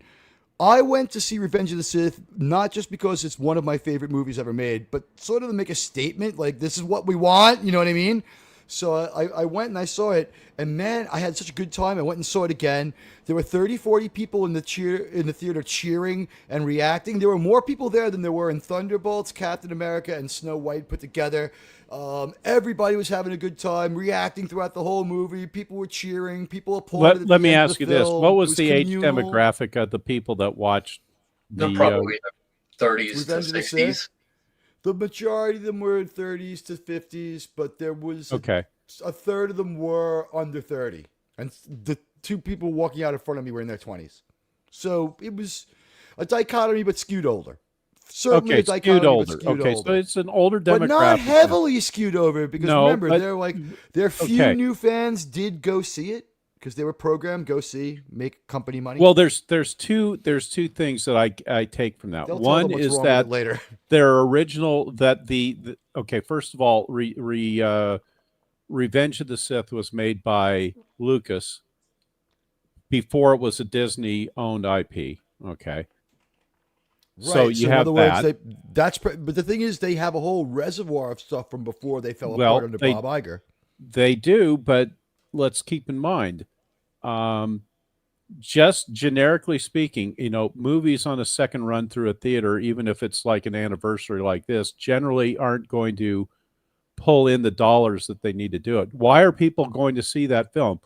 One, because it's really not a Disney film when you think about it. Two, and as also a lot of it's protest. There's some protest there, but some people are just angry about Disney, doing what they're doing now. Yeah, I would say. I mean, if you really want to protest Disney now, you just don't do anything associated with that company for let's put it for reasons outside of the pulp culture aspect of conversation. Okay, there's real reasons to not get engaged with Disney at all. You're right. Tell you know where I'm going to go with the conversation, but I'm not going to go there. Right. No, I will say this: it's stuff that law enforcement needs to be engaged in, and they effing refuse to do their goddamn job. I'll leave it at that. Well, I will say this: I would like it if our Attorney General delivered on her day one promise. It's been about 110 days. Yeah, no effing I'd like shit. to see that fucking list. Yeah, yeah. We're not going to get into that. The list doesn't mean a thing unless there's arrests, validation, too, convictions, or prosecutions, convictions, and let's just say I like to take it a little bit further than any jail time. I want to see some actual medication applied to them. So how about that Superman movie trailer? Yeah. Exactly. Let's get on to Superman. Okay, there's another movie out there. It's called Uberman, but they're calling it Superman, but watch him be Uberman anyway. For this one, we're gonna risk the sound because I think what they did here was they scrimped on music. Oh nope, there's music. We'll go back and forth with the sound. All right, so here it is. Here's Metropolis. It looks like honestly, it looks like Philly, doesn't it? Super Guy and the universe of the Justice people. What we're looking at is a part of a city that is completely undefinable. I can't tell where it is. It might be New York, but I don't know. I don't know. Look, there's 2 buildings with a bridge in the center. That looks like those cranes that work on ships. I think that might be the river's edge right there. So here, by the way, this is Miss Maisel. If you've ever seen the show Miss Maisel, Rachel Brosnahan here, Miss Maisel, is actually super cute in the face, but look at how she looks here. Not terrible, but planed down. Miss Maisel, super cute, is as Lois Lane. Again, this seems to be a rule with Lois Lane. Just unsexy. Margot Kidder, unsexy. Don't the forget sexiest Lois Timu Lane was Henry Kate Cavill. Bosworth. What's that? Don't forget Timu Henry Cavill right here. Timu Henry Cavill is like the least remarkable thing. He's so not Superman.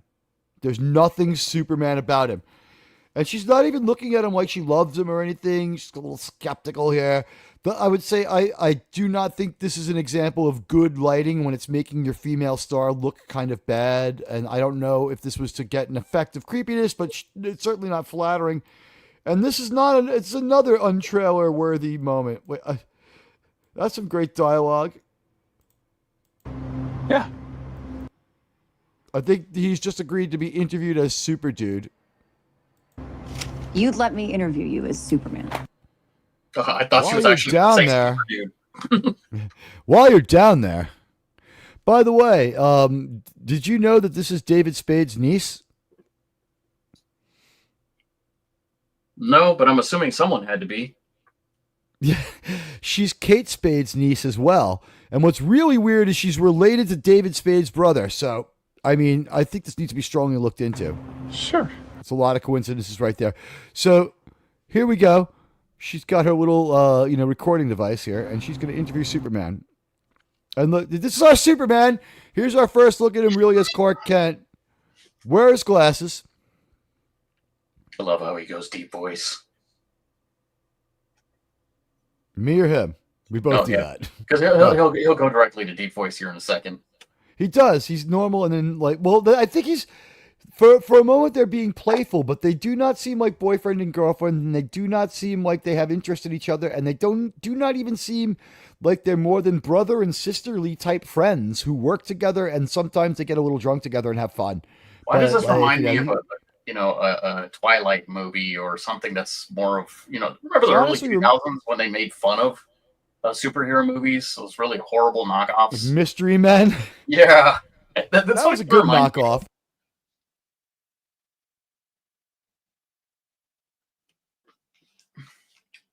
I agree. And by the way, this Superman here with this weird expression on his face, not looking particularly inspirational in my opinion.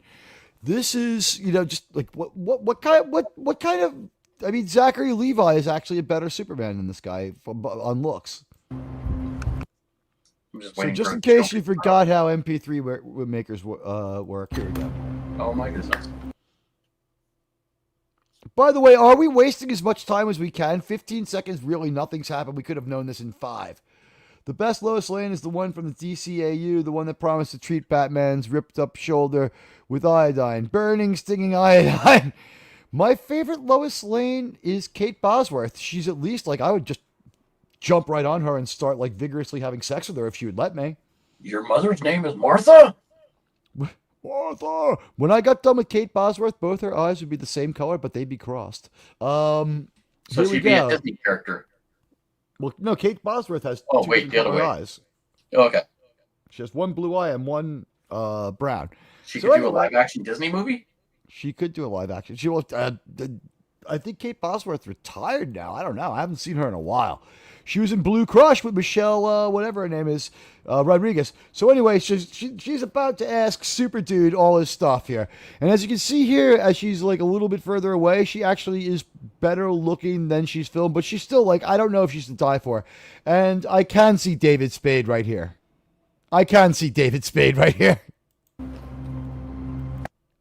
All right, Finch, what's your problem? What is this an episode of Just Shoot Me? What magazine do we work for again? Ready? Let's do it, Cronkite. No, there's a current reference. When was Walter Cronkite's last broadcast? 1981. Krimlon, not even born when Walter Cronkite signs off the air, but he's going to be. Why would. Did he go way back in time because he thinks that journalists all have bad rep now, so no one likes them, so he's going to go with someone really, really old school? No, it's because you watch Family Guy and there's a lot of references. Yeah, it's like, yeah, I guess I'll remember Barry. The thing is, the youngest person who remembers Walter Cronkite is like 60? I guess that is kind of part of your superhero movie audience, though. Superman.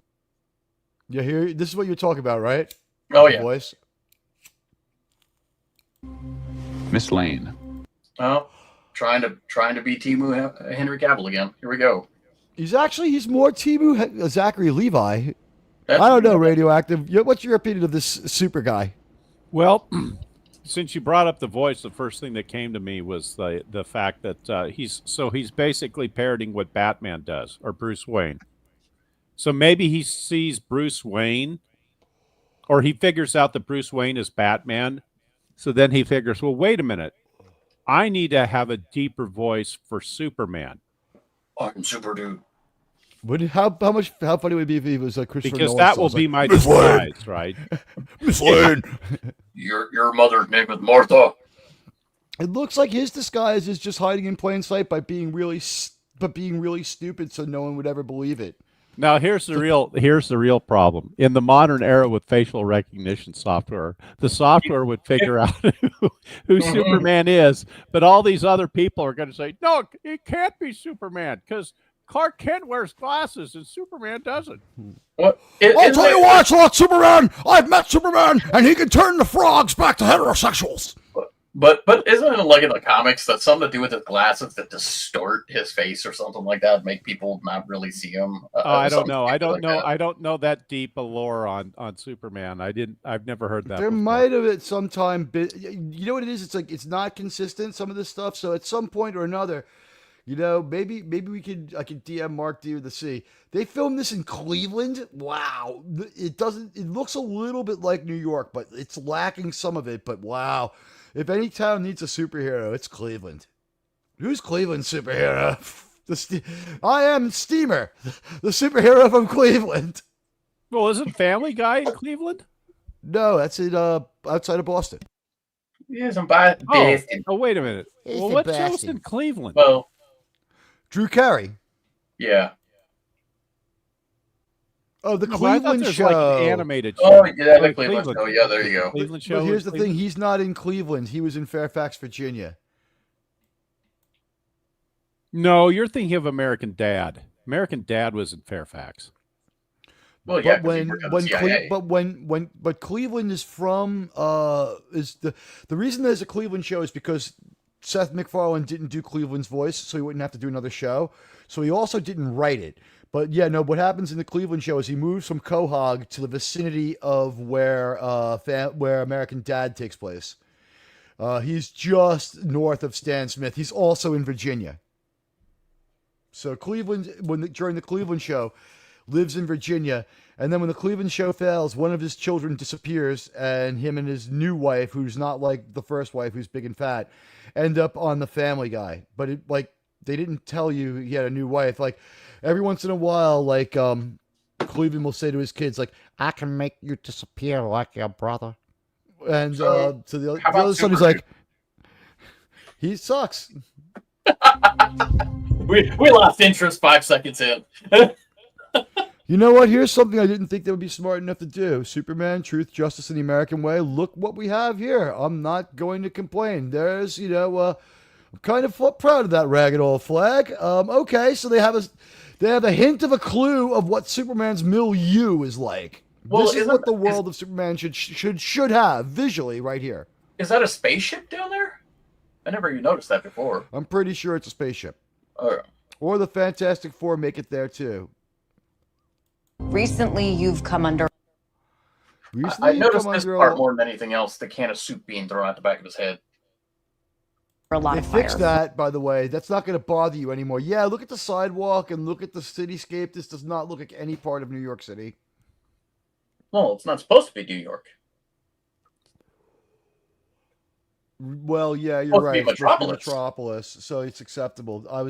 You know what? They did Superman in New York so many times that I just kind of expect it to be New York. That's just Gotham. Really, what it should be is a sci-fi city like in the animated series. Or what some It's a might. lot of It's a lot. By the way, I already hate their overlapping speaking. So we're doing the U.S. Marshals thing. And by the way, I'm going to say Lois Lane to date, yes. I don't know if this is like Lois Lane kind of like... Is it because they've always botched the casting? Are we supposed to just believe that Superman has like mid to terrible taste in women? Is that the idea? Well, I mean, in live action, yes. So, by the way, they fixed that. Look at that, Krimlon. His eyes aren't flinching now, but that still drives me crazy that his head kind of bumped forward. Yeah, you're right. It should just deflect off the back of his head. By the He way, just there's a practiced lot that. of... He practiced it because when he's Clark Kent, right, he's got to have his muscle memory down so that it appears as though he actually can be heard. Ah, okay. I just want to say, I've never noticed the scorch marks at the base of the cape. I guess this is after some kind of re-entry. I don't know. I Well, I will think it say was an this. explosion. You'll Well, this see it suit later looks on in the like film. shit. I mean, the trailer. This suit sucks. Yeah, it is a horrible suit. It just looks like a shriveled up condom on him.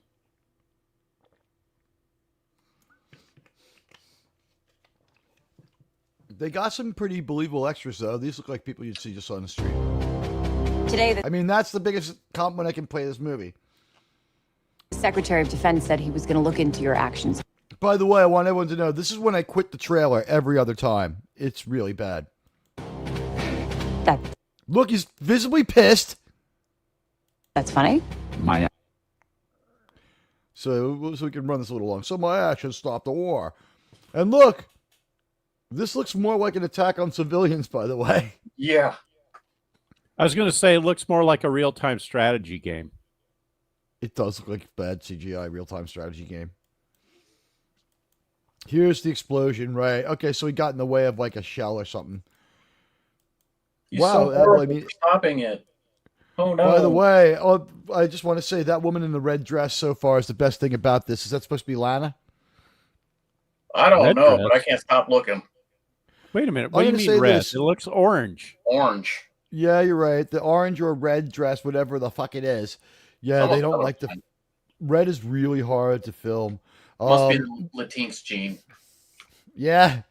But look, she's got some good jugs. She's looking great. She's pretty hot. Then behind her, wearing a shirt that I declined to buy from Amazon last week. Anyone else see that shirt on Amazon last week? I declined to buy it. That's probably Jimmy Olsen, right? Oh, you're talking about dude. Okay. I was still looking The at the dude one on the left is probably Jimmy Olsen. And I'm going to guess the stone-looking slacker dressed like he didn't bother to wash when he rolled out of bed. Is that Perry White, or is Perry White in the chair next to him, or is that guy an extra? I don't know. Yeah. Perry White should be in Perry this White's fucking the one in the picture. chair. I don't see anyone giving me Perry Well, he's White the energy. only one with a lanyard. No, I'll Right. take that back. There's two people with lanyards. Three in the back. I'm glad the woman in the orange doesn't have a lanyard. Everyone should have one, though. Yeah. I don't see it. Where's all I see is one lanyard. No, And there's what boss one on pops- the dude on the left, and there's the girl with the lanyard to the far right. Then there's That's not a lanyard. That's And a then neckerchief. everybody in back. Basically, what they did was they screwed up their continuity.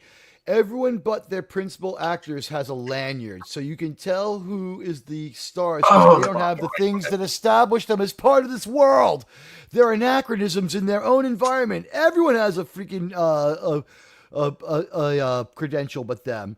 So whatever. Miss Maisel, pretty cute. But I guess we got, as you can see, Jimmy Olsen right over here in the shirt that no one bought from Amazon. Then we got, I'm guessing, Lana. And if this is Perry White, I guess that's two black Perry Whites in a row. I don't really have a problem with Perry White being black, but could he know how to dress? Could he wear a suit? Could he be a newspaper man?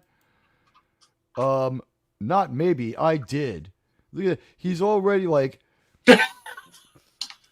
Yeah, and it was on CNN, so it's got to be true. It's like I've been watching some Trump press conferences and they're really entertaining. I'm going to try to give the I'm going to try to give the Trump energy to Superman. It's like that only works for Trump. Even other politicians trying that, it just doesn't work. Like Superman should not be pithy and going after the media, considering he's a reporter, right? I mean, this is a little ridiculous. In effect, you entered the country illegally. By the way, this is very Zack Snyder looking here. Who's this gimp? And Well, this chick? technically, isn't Superman an undocumented off-world American? Illegal alien. Say it right. In this movie, they do it the wrong way. We see the Superman ship, I believe, enter and cross the Mexican border before it crashes. So, yeah, he shouldn't be here. But maybe they're taking him to ICE headquarters to give him his due process and take him home. I mean, it's more than he deserves. He shouldn't be here. He was adopted, though. He might be naturalized. Birthright citizenship does not fit into this. But it's just adoption. They could look into it in El Salvador. He might be naturalized. But look at this. Not only are we stealing from Zack Snyder, but we have like a near lookalike for Zack. Is that Zack right to the left of Superman? Or to the left on the left side of the screen? Wow. It looks like Zack Snyder. But this is a scene looking like a Zack Snyder scene. Somebody pointed out like 5 shot ripoffs from Snyder. So here's Superman turning into a petulant little bitch. This is the part that, wow, this part bothered me. So Superman has a meltdown. You're gonna be? I'm not the one being interviewed, Superman. I'd like to see Yeah, her that's kind of doing out of something. character for Superman. And Lois has to correct him and tell him how to act. He's a Listen child. to her tone. Yeah, it's not quite as bad as Julia Louis-Dreyfus in what the hell was that? Thunderbolts, where she talks like a first grade teacher, but she's busting out the first grade teacher skills for freaking kindergarten intellect Superman here. Who did this to him? Black Noir. We have so many characters. Did you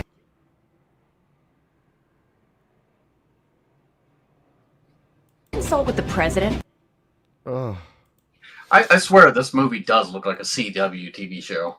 It looks really cheap and shitty. You know, I figured out who that one guy is that was next to Superman that you thought looked like Zack Snyder. That's Frank Grillo. Wow. We have so many characters in this movie. And the worst What a Green mess. Lantern's in this too. Like the one that I Played by a really good actor, but yeah.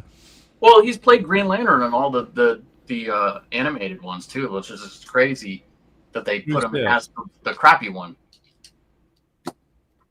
Yeah, that's too bad. But anyway, here we go. Watch. Listen to the tones of voices here.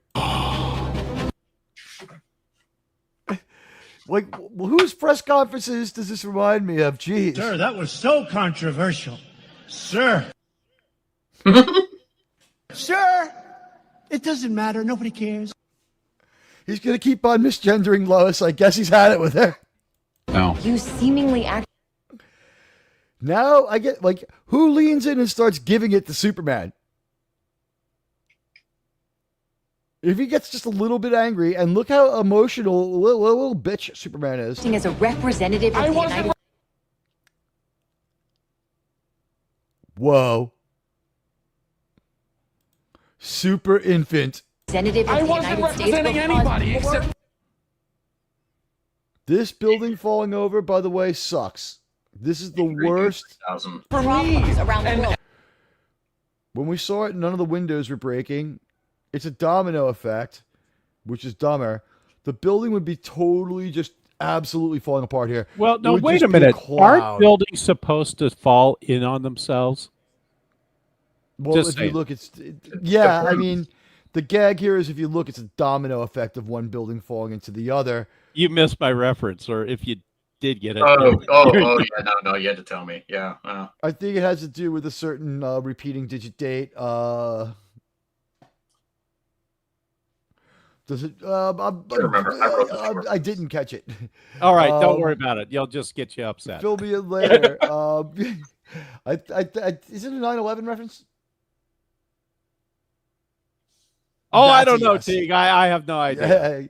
I figured it was. Has it been 20 years already? We can make those references now. I think we're okay. I guess so. All right, so here we go. Watch And doing good.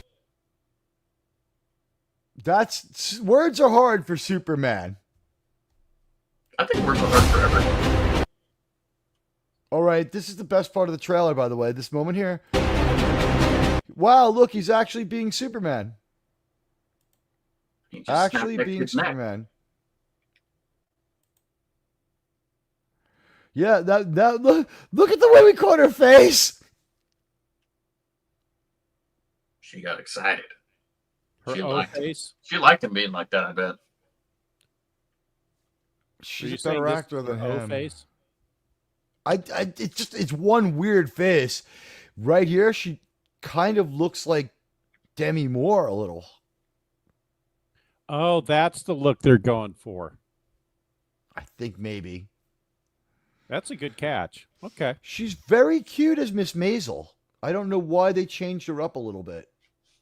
Question myself in the same situation. This looks like something from the Zack Snyder movies right here. What is cool, I guess, is you see the robot reflected in the glass, I guess. Then consider the She's just hectoring him now. I'm just not sure why they started crossing over Marvel villains. It's so weird. Looked like a Juggernaut. It did. I don't know what the fuck this one is. What's this? consequences. People were going to die. Super Infant has yelled 3 times in 15 seconds. Now he can't fly for shit. Let's hope there's some kryptonite involved in that.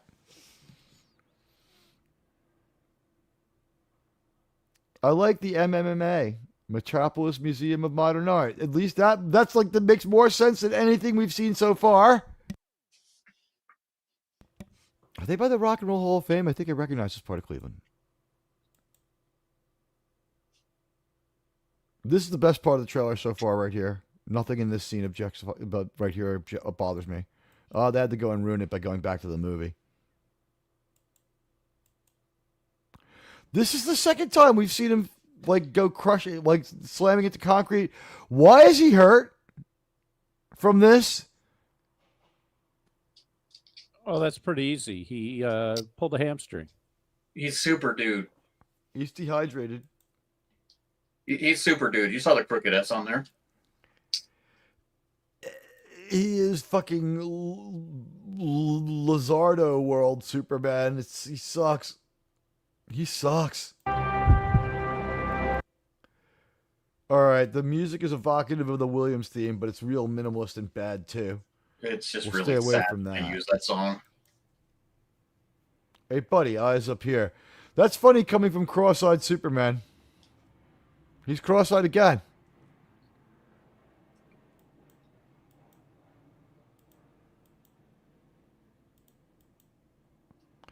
All right. Decent visual. I like it. Why is he doing this again? Wait, The it's a Salkind James Gunn font. film? You didn't know that? No. Why are they doing the Salkinds kind of font? This is, I guess it's, is doing it like this kind of almost bad faith already? I mean, you're setting Didn't they do this in the original? This is how the credits were in the original one. Yeah. Yes, he's mimicking the visuals. I mean, he's and mimicking none of this the music. Yeah, he stole the music and that, but he's not even really doing anything similar to the Christopher Reeves. Like, there's nothing about this film that is an homage to it. I'll bet you their Lois Lane we doesn't can even tell. smoke cocaine.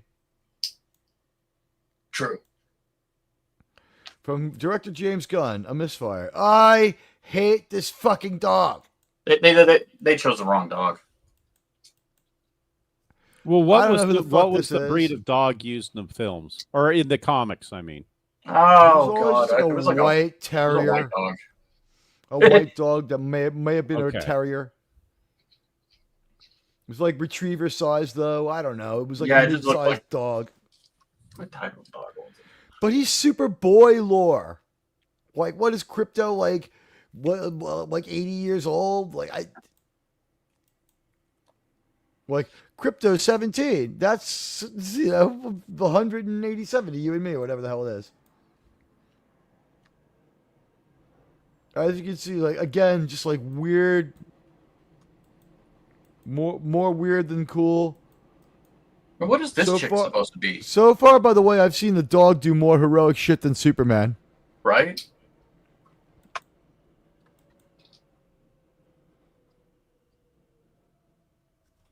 It's this bad.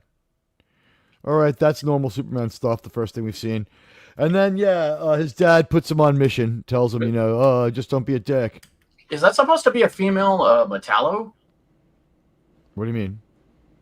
The chick that was like summoning saws out of her hands. Oh yeah, I couldn't figure out who the hell she was. I don't have any idea who this is. Yeah, it could be. I mean, we don't know. She could be part of the elite or whatever they're called. She could be any one of those groups that like just doesn't dig Superman. But anyway, like we do the same thing here where we kind of almost round out our trailer, and then no, we're not done. We're gonna make you watch more stupid shit. Here's freaking Bring in everyone. Rex Ruther again. Rex Rufa. Superman's got his ass kicked again. At least his parents care about him. He's not a man. You're right. He's a dude. He's super dude. Yeah, I mean, actually, this one I think I'm going for more like Super Chad. Like he's not. He's like somewhat underwhelming and less than average. All we have seen is his dog kicking ass and him getting his ass kicked. Oh, he's being thrown into prison here because look at all the other villains on the other side of those glasses right there. Yeah. I forgot that guy's name. Whoa! He's got the TVA batons from Loki. Makes sense. I wonder if James Gunn came up with that. They might. Okay, so I figured out who Frank Grillo is playing. He's playing Rick Flag. So somehow they're tying it into Suicide Squad a bit.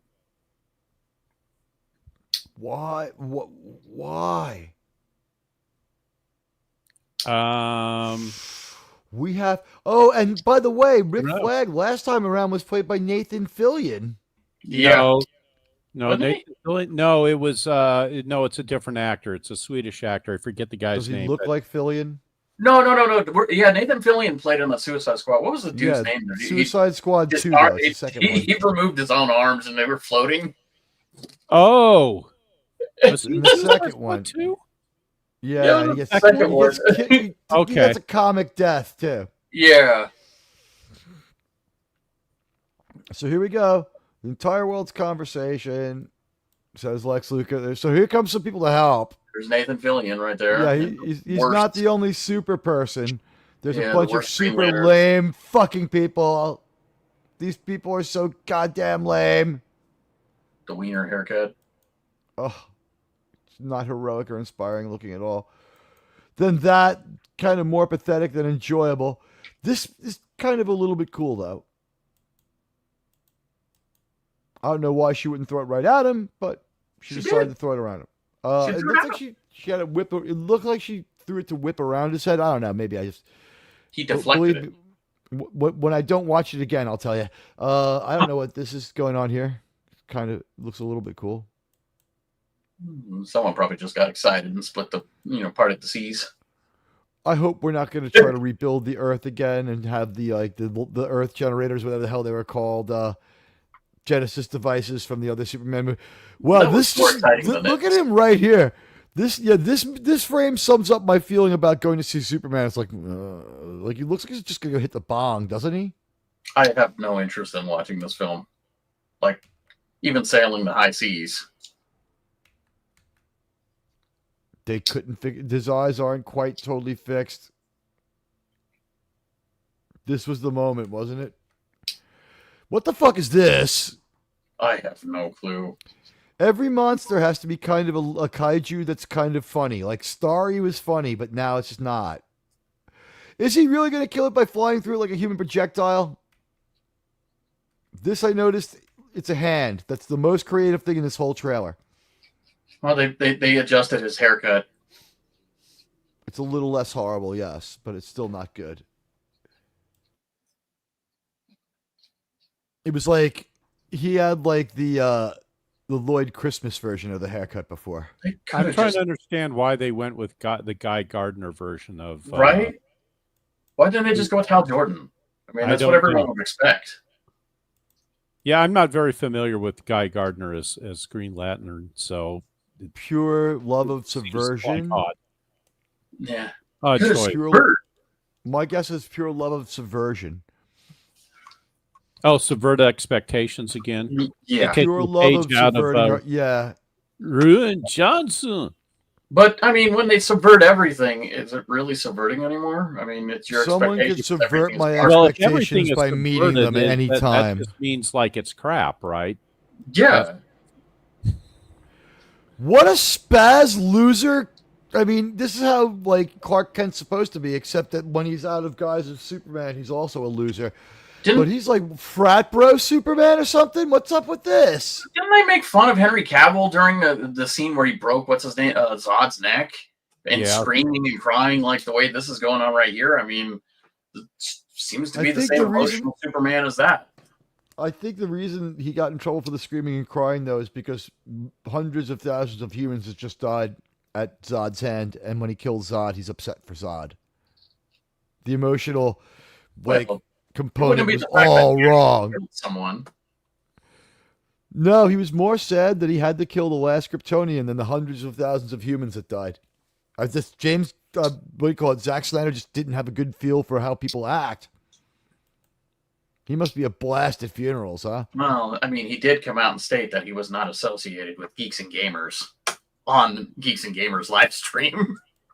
He's a weird guy, Snyder. I think he's like one of the most telling comments is, I want to make a Jesus porno movie or an Ayn Rand movie. I haven't made up my mind yet. I'm like, what is this guy about? Well, all you need to see is Rebel Grown, and then you'll know that Zack Snyder has lost it. Horrible movie. I'm one of the people who didn't like Watchmen too. Villain is pretty cool looking.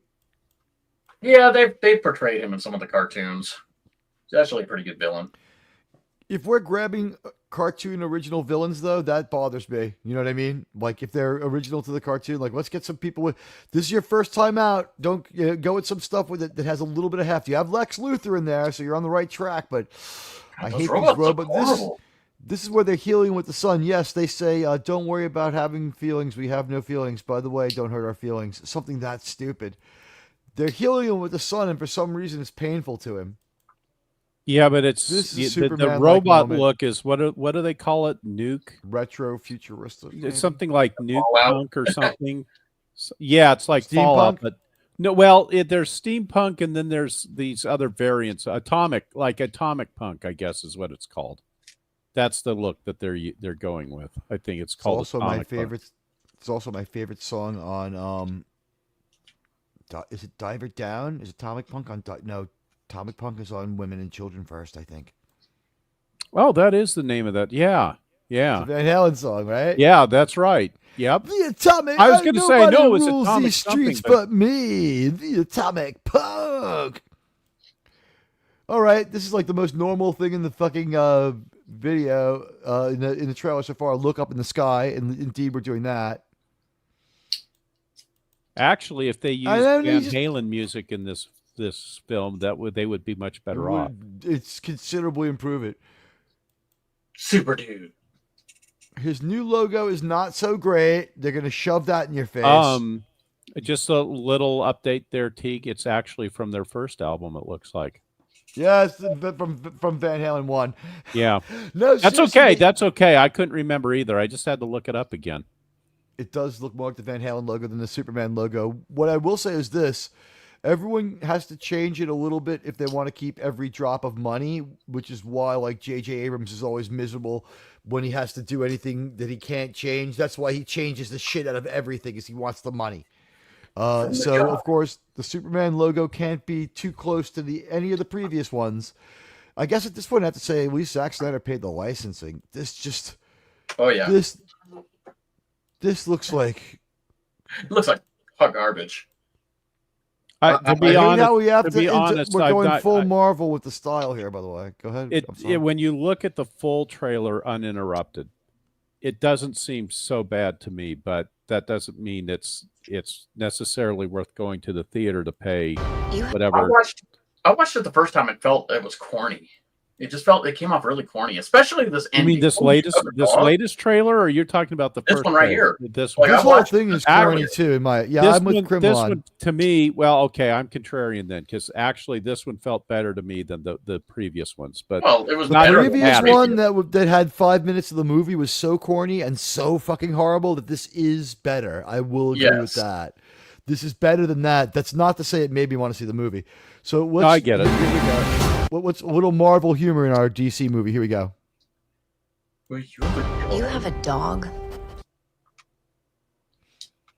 See, this always puzzled me, and I don't know my Superman lore well enough, but how did Krypton have 55?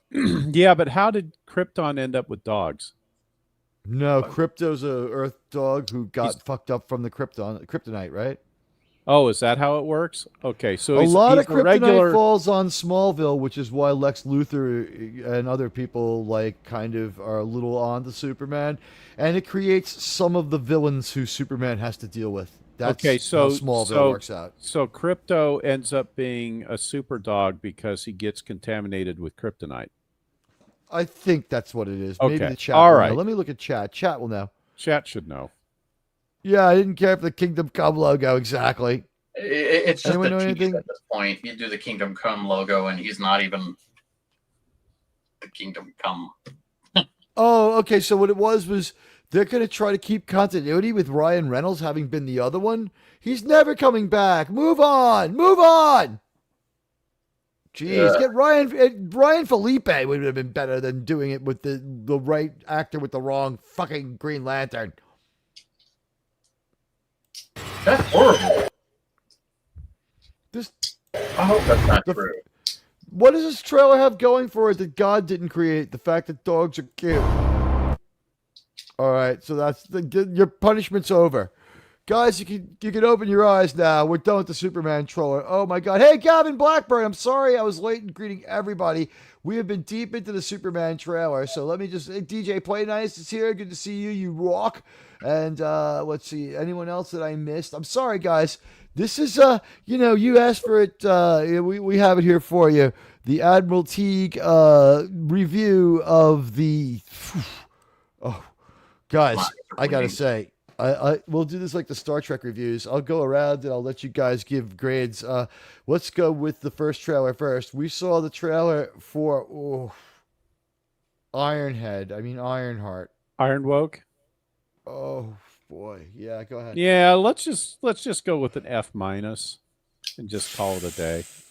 Yeah, I might even have that kid expelled. I don't think that they're teachable. Yeah, I'm not even gonna give it a grade. It's an incomplete. Didn't show up enough to even get a grade. I'm just gonna act as if I didn't even watch it. I'm not even gonna give it a grade. It was that bad. It was that bad. The fact that we spent 50 minutes watching a 2-minute trailer is bad enough. It was 3, but you're right. Oh, okay. Oh, 3 minutes. Okay. Well, anyway, 3 minutes and 26 seconds actually. This was the review I wrote for it. Yeah, I guess we're all Fs. Yeah, for RTNZ is here.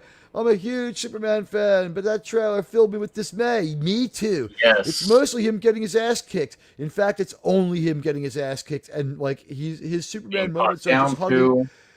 His Superman moments were when the music swelled, hugging Lois and rising into the air as Superman and flying straight up in the air. That was it. That was his 2 Superman. The rest of the time, he really got his arse handed to him. And since when does Superman lose his cool? Yeah. Someone said to me, I liked that he was concerned about people and he wanted to stop a war. It was actually our friend Obi2, and I was like, Obi2, you're right. He said the right Superman things, but he like totally lost his composure and he's freaking out. That's not very Superman. That's the part that doesn't work there. It's not that Superman absolutely would ignore the president to stop human life from being lost. At its core, that was like Superman-worthy motivation. But then they fail to stick the landing because everything's got to be funny or something, and then she has to be in charge of the situation. If that's a constant throughout the whole movie, it's going to be unwatchable. Woo! I'll take this Superman instead right here. I mean, he at least looked the part. What do you mean? The one I put presenting it. Oh, here we go. Yeah, I mean, his suit is better too. Even and this real muscles, not the phony garbage padded stuff that whatever his name is wearing. He's got phony padded muscles over his real muscles for some stupid reason, but maybe not in his arms. Only slightly. I mean, the dude was shredded for this. Oh, no. I mean, Henry Cavill absolutely is huge. You could tell when he was Clark Kent, but there's something going on with that. There's a little bit of Batmanishness to that suit. I don't think, like, we're talking like a layer of silicone or something. Like, there's a little bit going on with it, but yeah, he is huge. And thank you, RRTNZ. I want to say, I think this looks like a very bad movie. Not this one, the James Gunn one. The James Gunn Superman looks like a bad movie where we once again misunderstand Superman, or we're going to try to break him down. That was like Jake Superman. Well, here's a question for you. I've heard this movie is actually quite long. Is that true? Is that true? Like much longer than 2 hours. Didn't they say it was going to be 3? It's okay. So that is correct. That's what I'd heard. I'd heard that this movie was going to be quite long. So the reason why they've already fast forwarded to where Lois knows that he's Superman too. Like that's usually like, wasn't that movie 3 last time around? Okay, but here's the other thing. This isn't supposed to be an origin story, which, to James Gunn's credit, irrespective of how it turns out, at least he's not reinventing the wheel for the umpteenth billionth time because origin stories are getting to be really old. But the real question that I wonder about is whether or not he's really segueing this into a new Justice League movie, because why do we get Green Lantern? And apparently, if you look at the casting and the characters up on IMDb, there's some girl is playing Supergirl in this. And then, Supergirl's like I said, Frank Grillo's playing Rick Flag. And then you've got Nathan Fillion playing Guy Gardner. I mean, I can't help but wonder, are they trying to cobble together a rebuilt Justice League? That's what it seems like. I mean, if you look at his costume right here. Now look at the one from this movie. Like I said, looks like a shriveled condom. It does, and all the weird, like, it looks, honestly, to me, like dryer sheets come to mind. Like fabric softener, you know what I mean? Like the stuff that makes your clothes. It looks like it's made out of like air filters and like, dryer sheets. It's just hanging off of him. It's not that it's hanging; it's that it's got that weird ribbing makes it look saggy. Almost looks like something a bodysuit you'd wear while riding a motorcycle. Now remember, Superman's outfit is allegedly made from the stuff that was in his capsule when he landed on Earth, because it's the only material that can fit on Superman without getting destroyed by all the things that Superman goes through. I'm not sure what you said. I couldn't hear you. Superman's uniform. You can't hear me. Am I not loud enough again? Oh, it happened again. All right, Superman's costume is made from stuff that was in the capsule he landed in, and it's the only material strong enough to take the beating of Superman's activities. So why it would have these reinforcements and stuff in it and look all weird is just beyond me. Did they send him to Earth with a full, like, on our planet we dress more or less like the people from Helldivers 2, son. You're going to need that outfit to fit it on Earth. Here's your Helldivers 2 outfit. We already know how tall you're going to grow. We figure it'll be just about the size of your grandfather. You've got his eyes. I mean, what the fuck? Don't be mocking Helldivers. I'm mocking them for reaching for Helldivers for relevance when they have Superman. For the love of God. No, I would.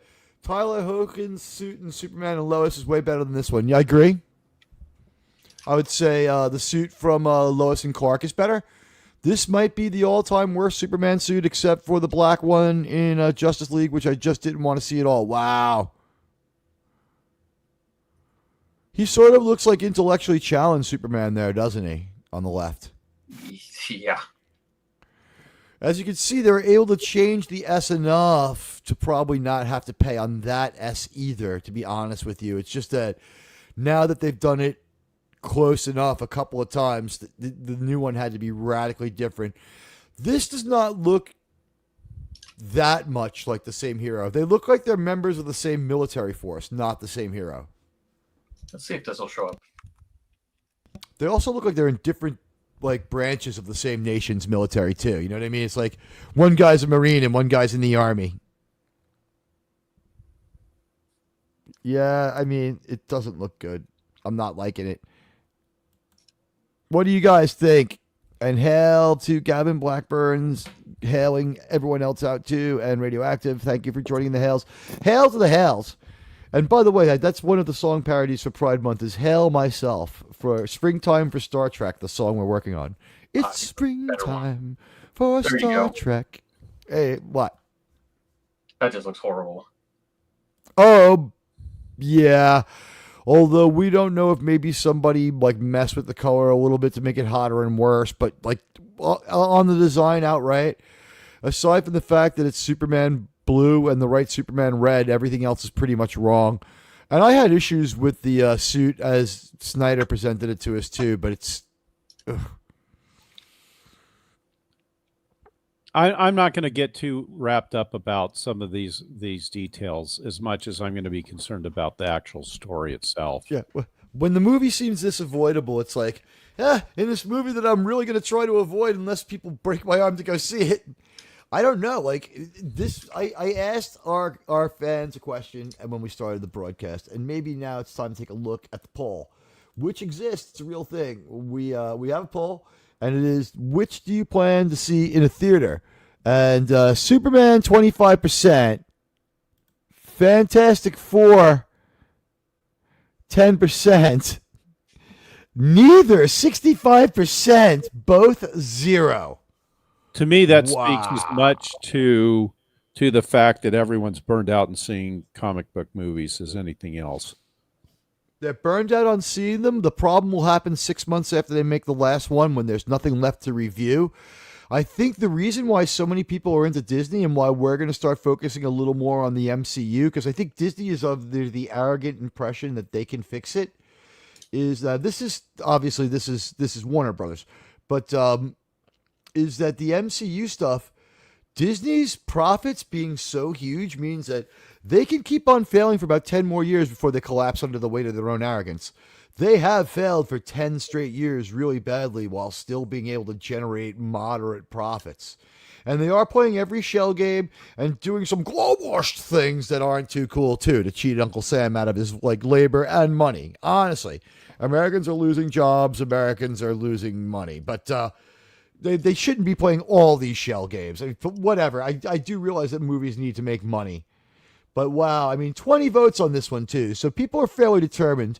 I don't have a lot of good things to say about either of these trailers, but I did write a review for the Superman one too. It's only a paragraph long. Here we go. I would have what we call the third straight plea directly to us to skip James Gunn's Superman.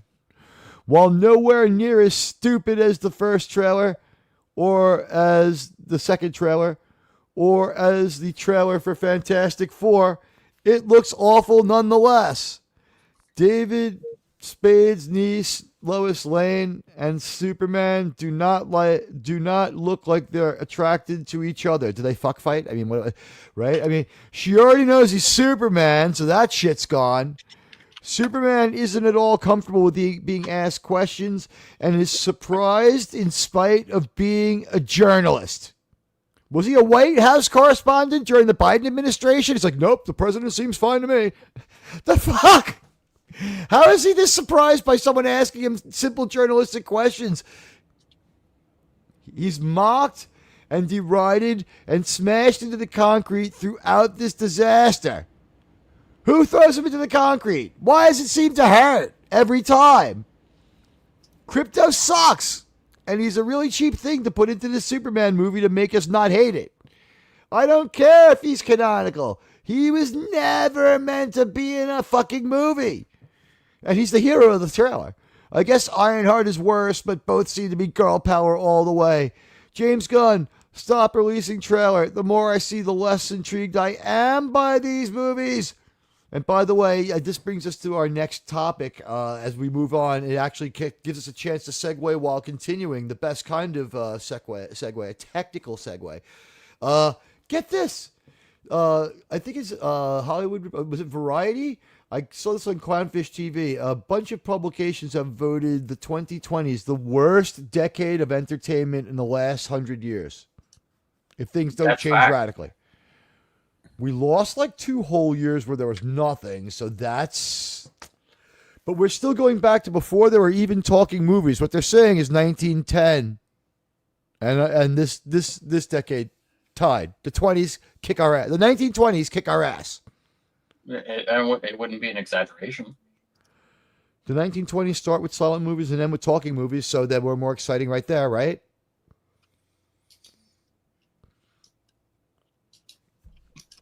So we have the death of pop culture. Various publications are calling the 2020s the worst cultural decade in over 100 years, when all there was Tin Pan Alley and radio.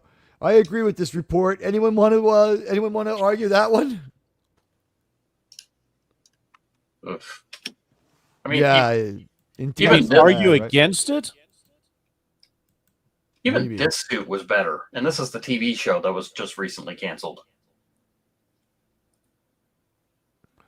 Yeah, no, Superman, if he was impassioned, would still be like, there were lives at stake. People needed to be saved.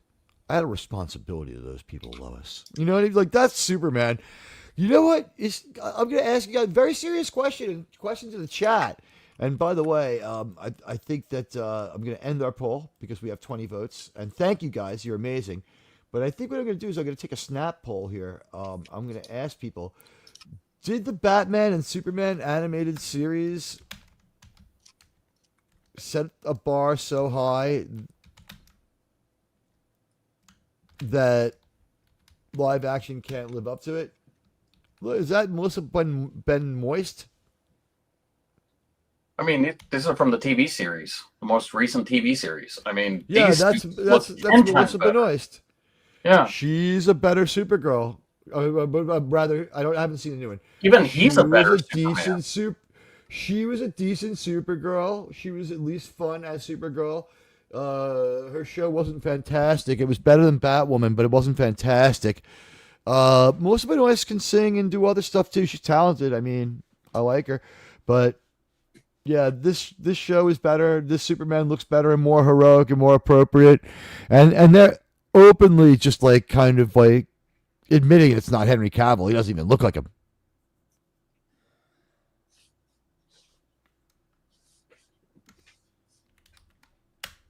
So the Batman and Superman. Yeah, he did have a different difference from the Superman and Lois.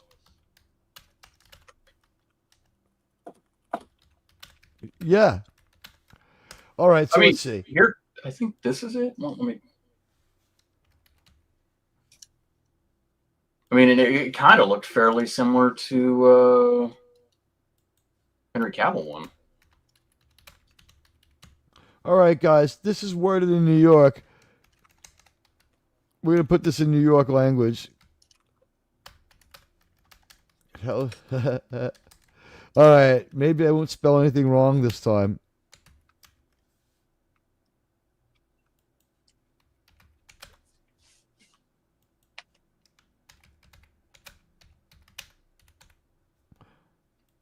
Wow, I hear the single digit typing going on over there.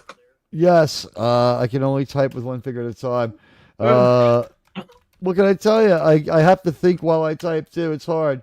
But you know what? This might be our first like misspelling free poll ever.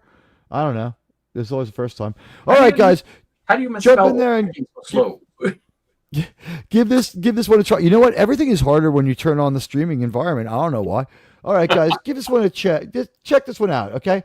We got a poll for you. It is, did the Batman and Superman animated series from the 90s set the bar way too high for these losers? And so the choices are, hell yeah, it did. Nah, it's okay. And see the results and like our stream. Please do both. All of the above. Wow, we got 3 votes, and it's just everybody's changing it up pretty quick. It's still too low to be scientific. We'll let that percolate for a minute while we say here, yeah, wow, we have just seen one bad Superman. I mean, one superior Superman after another. This, after seeing the parade of other Supermans, it's very possible this is the very worst Superman ever as far as casting. Anyone? I think so. I mean, he looks like like you said, he kind of looks like a frat boy. And he has like this little bitch-ified moment. Not just a moment. There's a few of them it look like. He has like little millennial breakdowns. It's terrible. Well, they are gearing it towards a millennial audience, Teague. Oh, are you talking about from Supergirl when we see the other odd outfit, buddy? Is that because the Supergirl show tried to be fun? Yeah. Okay. All right. The last few seasons started going downhill. Well, the Supergirl show, the problem with that one was every time they crossed over with Batwoman, like it lasted for weeks. Oh, God. The stink just didn't wear off. That Batwoman show, though, that was some of the best YouTubing I ever saw by EFAP, and sometimes Drinker was with them, just watching it live, reacting to how bad it was. Like, this is one of the best live watch ideas I've ever seen. But they were able to like edit it later to give you an idea what was going on, rather than you can only do that via upload because you have to edit the TV show into like bits that you can just reveal for a few seconds at a time. You like Tyler Hoechlin as Superman. RRTNZ is at it again. Crypto and Nicole as Luthor are the only things I like about this trailer. Superman does not lose his cool. Politics does not concern me when innocent lives are in danger, Lois. End of chat. Yeah, he said all the Superman correct things, but too emotionally. He was flipping out. He was being a little bitch. He was flipping out. He also is just kind of like way too out over his skis as far as reacting to everyone. This was the most emotional Superman ever. Like you said, he had that weird frat boy moment. Was that maybe Jimmy Olsen he was talking to? Who knows? This newspaper runs itself unless Perry White is a underdressed stoner who shows up to work looking like he's fucking, some kind of college professor's live-at-home son. He looked really... If that was Perry White, God, I hope not. I guess... What are the wins here? That Lois is maybe the prettiest Lois we've had outside of Kate Bosworth? She's prettier than the Henry Cavill Lois, right? What was that? What was her name? Amy Adams? No. Rachel? Yeah, Amy Adams. What do you think? Rachel Brosnahan or Amy Adams? Let's see if we can get them together. Yeah, well, Amy's like 60 now, but maybe. Who knows? Then they did Crisis on Infinite Earths on the CW. Boy, was that a disappointment and hilarious at the same time. Like, I wouldn't want to live without the fact that they fucked it up, but wow, did they fuck that up? That was bad. And you know what? I gotta say, just for the love of endorsing stuff, I got one of those like low profile microphone stands that you can kind of move around. And man, I feel like it's really made my life easier so far on this stream. Actually, Amy Adams is 50. Is she? All right. Now? Really? Yep. Wow. Maybe she'll reprise her role as a vampire in Buffy the Vampire Slayer TV show. I think she's in that as a vampire. I think that vampire was. Pedro Pascal's in it as a vampire too, I believe. I know this not because I would watch that show, because believe me, at the time, I did not want to watch Buffy the Vampire Slayer. I was like, Sarah Michelle Gellar's okay, but I don't really care.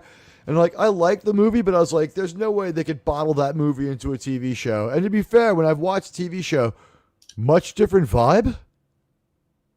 Michelle Trachtenberg, rest in peace. Rip Michelle Trachtenberg. What was the deal with her? She was just like generally unhealthy, and then like caught a long-term like low-grade infection. I think she had a issue with her liver. She had a liver transplant or something like that. That's what it was. Yes, that's what it was. I guess it was her body rejected it. I don't think it's full on rejected. I think like the liver transplant took, but her like she had to take like immune suppression drugs, and she got sick with something else. Is that what it was? While she was suppressing her immune system, waiting for it to take, she got sick, and that got her. I just don't know what the story is. R.I.P. to her. There's both your Lois Lanes right there, though. Yes, I thank you. I gotta say it's a draw. Either one. She really, now that we know she's David Spade's niece, I keep seeing David Spade when I look at Rachel Brosnahan. I thought she was like what's his name, like Pierce Brosnahan's the daughter or something, like the guy from Perfect Strangers. Like, is that cousin Balky's daughter? But it's apparently Kate Spade and Kate Spade's niece, because her uncle is David Spade's brother, which means her other uncle is also David Spade. So was she cast in the hopes of casting David Spade as Lois Lane's father? And didn't Lois Lane's father build like DC super soldiers or something? Like a mad Lois Lane's father's a general, so yeah. Sometimes but didn't he like build like maybe it was only in Lois and Clark that he was a mad scientist, but I think when he's a general, he kind of does some unprincipled things too. Oh yeah, he does the same thing in the latest Superman and Lois TV show. He's the same way. I thought the Chris Maloney character from Man of Steel was supposed to be the father of Lois Lane, because like we got a general man in there for no reason, and we knew it wasn't the guy who turns into Martian Manhunter. We had a reasonable chance to believe it, at least. Who knows? Zack Snyder. But after a couple seasons, Supergirl became more of a young adult lesbian romance than a superhero show. Yes, it did. That probably is true, yeah. I would have to say the worst interview I ever saw, and by the way, when Friends came into town, when Stephen Colbert had the Daily Show, he was actually pretty funny, and it was actually a fun experience. So when Friends would come to town, we would go see not the Daily Show, America Tonight, right? What was it? The Colbert Report? Oh, yes. That show was fucking hilarious. So when he switched to regular interviews and he got the job on CBS, I figured like when Friends come to town, I can't get tickets to see a play. Like, I'll just get some like tickets to see that. And so what I did was I went to see a bunch of filmings, because it's kind of fun to go to TV filming anyway. I went to a bunch of filmings of Stephen Colbert. Like, half the interviews I saw were reconstructed later. The worst interview I ever saw was Melissa Benoist. She came out, and he congratulated her on being Supergirl and said, "How's it feel knowing that you'll always be Supergirl to people?" And she freaked out and had a meltdown. You could see that she had only realized right now for the first time that she would be identified with Supergirl forever. And she started freaking out and going, "My name's Melissa, and if people call me Supergirl, I'd be very unhappy. Don't come up to me and call me that." And I was like, well, that's friendly and fun. Yeah, that doesn't sound like they prepped for that interview very well. She melted down. The thing is, he was gushing as a fan, and she hated it. Remember, like Obama was gonna be president for like 2 more years, so like Stephen Colbert hadn't dropped the mask, so it was like fun. Colbert Report, Stephen Colbert, who's gonna be in the Hobbit movie that definitely won't suck, and like then none of those things really worked out or ended up being true. But like at that moment, it was just like, it's fun. Stephen Colbert, who like loves Lord of the Rings and like loves comic books, and he's gonna be great. Like, this is great, Supergirl. What a great interview! It's gonna be like fun. And she comes out and has like a fucking panic attack, And when I went home and watched her interview, it was redone. And the other person, oddly enough, another superhero girlfriend, was the chick who played MJ in TASM. What the fuck was her name? The British chick? Emma Watson? Emma Miller? Sienna Miller? I don't know. Fuck her name. Who knows? The TASM Gwen Stacy. From The Amazing Spider-Man. Andrew Garfield's Gwen Stacy. By the way, I'd like to take a poll on this channel, but we would get freaking kicked off the air. Is Andrew Garfield, guys? Answer in the comments. Andrew Garfield, is he really dating Demi Moore, or is he? So yeah, how you have to say it, Kremlin. Yeah, the Supergirl show fell off the fucking table. I think like they ran out of money at the CW, and it was just like poverty row for a long time there. I followed Crisis on Infinite Earths in 1985. It was awesome. I couldn't watch the CW version. It was so fucking painful. They had Kevin Conroy from Batman. Andrew Garfield. What's that? Andrew, did you ask if Demi Moore was dating Andrew Garfield? They were. He's dating Monica Barbaro. I don't think anymore. Google There's Andrew Venus. Garfield, comma Demi Moore. They were at the Oscars in March, and it looks like they were shown in Japan This in is April. more recently. Yeah, Really? this is April. Unless they just broke up like a week or two ago. Andrew Garfield, Demi Moore. Andrew Garfield and Demi Moore have sparked romance rumors after being seen together at several events, including the Golden Globes and the TIFF. News outlets reported that Garfield has been staying at Moore's home in Sun Valley, Idaho, further fueling speculation. It's not even her LA house. While some sources suggested that the relationship was more than friendly, others pointed out that they were simply friends. Yeah, she's like What is it 20 like? years older than him. Yeah, it's like, Mom, tell me about why you have an entire house on your property built entirely for dolls. It's a bit creepy, but, it's like my grandma would do it, so I kind of understand. Yeah, it's like, the hell, what do they talk about? It's like, I remember when I was married to my first husband a few years before you were born. Right? I mean, what the fuck? God, I didn't realize that Andrew Garfield and I are basically the same age. Andrew Garfield, 41 years old, looks good for 41, but like, we've seen him. Emma Stone was Gwen. Thank you very much. Yeah, I couldn't put my finger on it. She looked like a pipe cleaner with boobs. She was really bizarre looking in person. Her eyes are ridiculously big. She's really weird, and her story was that she's kind of hot. Yeah, she's got big cans and stuff like that. But here's the thing: she said, Stephen Cole in that Colbert interview, they left that one more or less alone. She was proud of the fact that she only worked one day as a real job in her life, and that she was a waitress and people pissed her off, so she threw food at them and got fired. And it's like, yeah, you're lucky you're an actor. And like, even he was just like, what a bitch. She came off like the biggest asshole ever. Yeah, you know what? The first Hobbit film, you can feel where it falls apart. I think it changes from one director to the other right after the troll sequence or during the troll sequence. Feels different after that. From the minute they start divvying up the trolls' treasure, it feels different. Is that more Amy Adams? That's Emma Stone.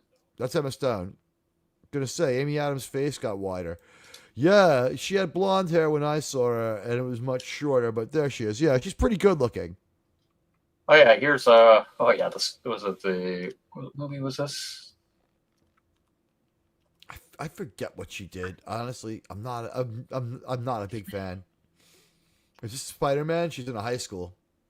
Yeah, was it the Easy A movie Easy A where everyone were all talking about her having sex behind the back. Oh, I remember this stupid fucking movie's commercials. At least I didn't see it. Not that desperate. It wasn't that bad. I mean, here she played a Cruella, which actually wasn't too bad of a movie. It was just, it's like, here's the thing, it can't fit with all the other stuff they want to do, and it might have been an amusing movie, but to take that character from their beloved movie and glorify it like that, to make it basically the victim of 101 Dalmatians is kind of fucked up. But it's getting a sequel, yeah. Zoom in. Yeah, you know what? They forced the frame. That's Windows keeping you from being able to get a clippable picture. Okay, so there she is in her various guises. She looked like she did in the far left when I saw her on the what used to be a good show, Letterman. But like, look at her huge eyes. Her eyes are freaking huge. Yeah, I'm not saying she's unattractive. I'm saying her eyes are huge. It's a little disturbing. It's almost insectoid. But the Rankin Bass Hobbit, here's the problem with that one. It's too compressed. And we don't see any violence or battles or deaths. The CW Crisis on Infinite Earth, I can't remark on how bad it was enough. To bring Kevin Conroy into live action, to have him be the batshit crazy Batman who has to die. Oh God, yeah. They really. Yeah, I wasn't feeling that one. Badass in that movie too. His couple of minutes there is like, he says one of Batman's signature lines, and he does it great. It's like, he was the best part of that Flash movie.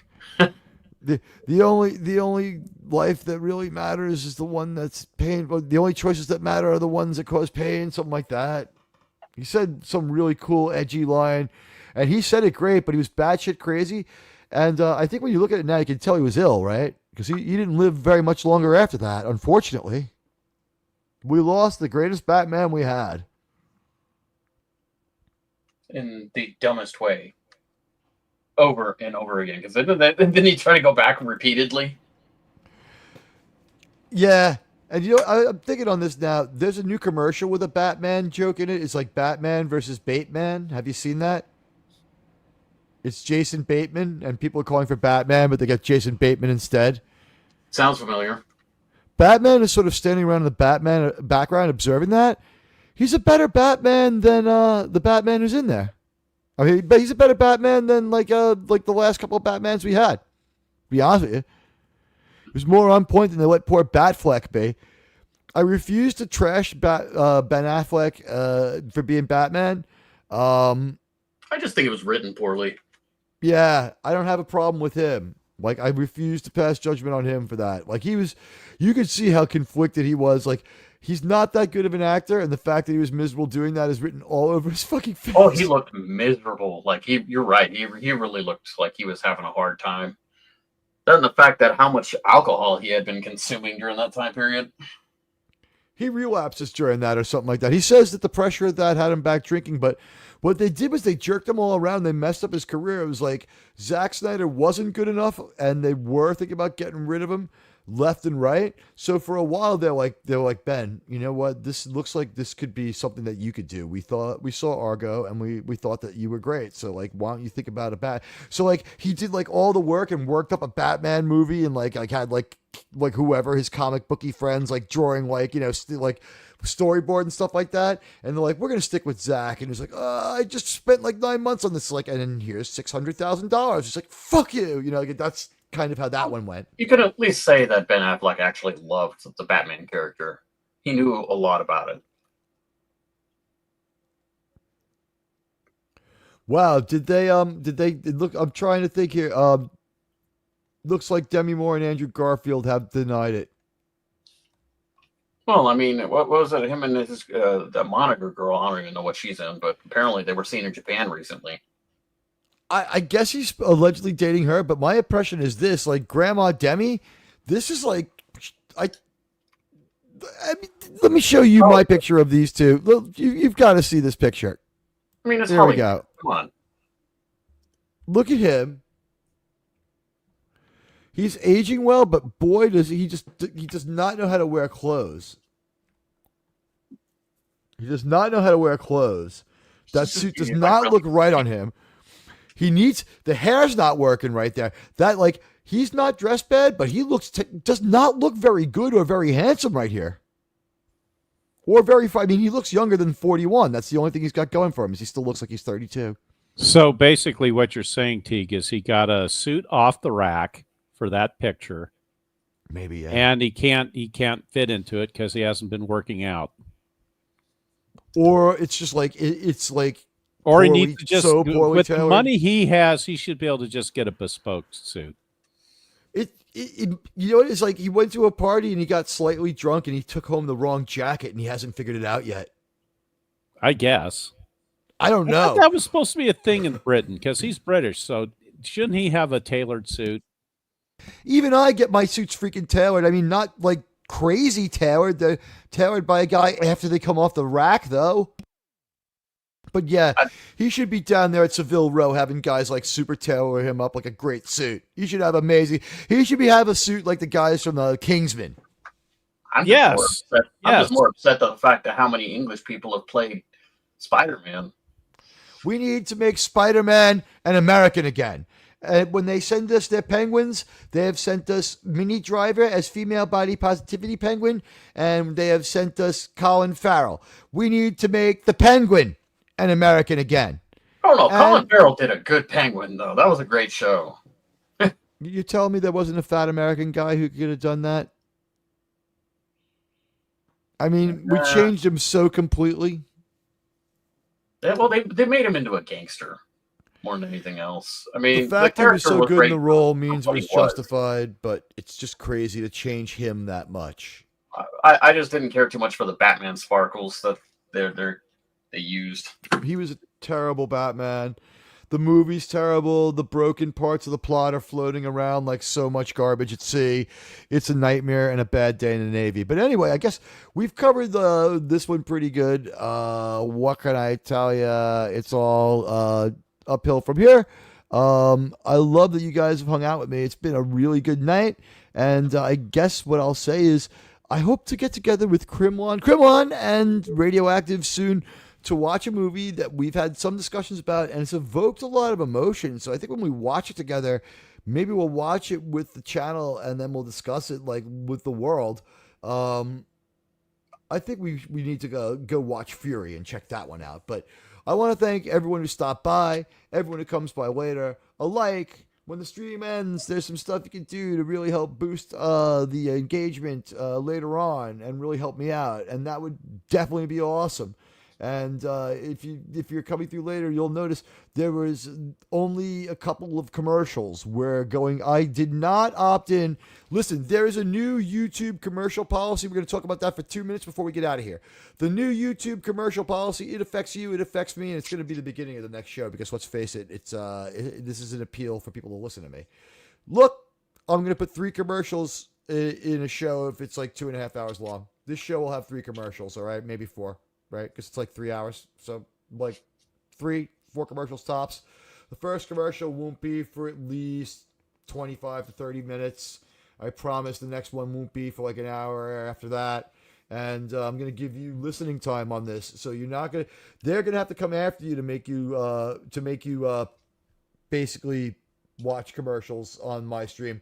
Although one of the things I saw, Krimlon, tell people about the wonderful ad that you had baked into the video. Oh God, yeah, that was horrible. I don't know if you still have the picture of that. It's brought to my mind how horrible it is. Yeah, it was basically it stuck the entire. God, it seemed like it was at least 3 or 4 minutes where it was just a barcode, one of those QR scanner barcodes on the right hand of the screen, and it ruined the entire video. Some weird fine print offer. It halves the screen. The video keeps playing, but the QR code stays up there for you to scan. Yeah, you can't even skip it. You can't do anything to it because it's just baked directly into the video. It's the video's half the size. So this is what they're trying to do. It's going to be great for YouTube and bad for everyone else. In my opinion, this would be the likely outcome of this one. More people will start listening to shows like mine, but they will never leave the browser tab open because of those baked-in commercials. It's probably time to consider either YouTube Premium, because I'm not pitching it, do what you want, but I've had YouTube Premium for a while. I watch enough YouTube. I watch it more than anything else. For me, it's the only way to go. Their music is not the best sounding, but they have a big catalog. You get that for free too. It's good enough sounding, by the way. It's not the best. It's just YouTube rolled out new ad policies a day before yesterday. I opted out. You shouldn't see any of that on my show. The baked-in stuff, I don't know about. That might have been what they meant. The language of the new ad policy was so weird. It said that we would find more natural ways to put ads in the stream that would not interrupt. So now, if what I saw with Krimlon is what it is. It's like, oh, a QR code for 3 minutes. I mean, I'm not saying we have the most visually engaging show all the time, although we did watch all of those trailers. You know what? Little by little, obviously, transformationally, as they say. But you know what? We did watch the trailers, and I got to say, underwhelmed by both movies. And man, if YouTube is going to do this, Rumble, you know what? Time to take out a loan and really just upgrade your technical ability over there, because we're on there on Saturdays, and it really has gotten a bit better in the last few months on the green band. It really actually has gotten a bit better. The experience there as a creator still sucks, but when I go over there to talk to Fat Steven, it's always it's now a lot less painful. It's still not great, but it's a lot less painful. Name's kind of autofill now. It's easy to fuck it up, though. It wants to be a problem. But if YouTube does this, man, I mean, Rumble might just be able to get somewhere. Because even without Rumble Premium, all it is ads at the beginning and ads at the end. They don't interrupt with mid-roll ads that I know of. Or you have to really campaign for them. So, I don't know.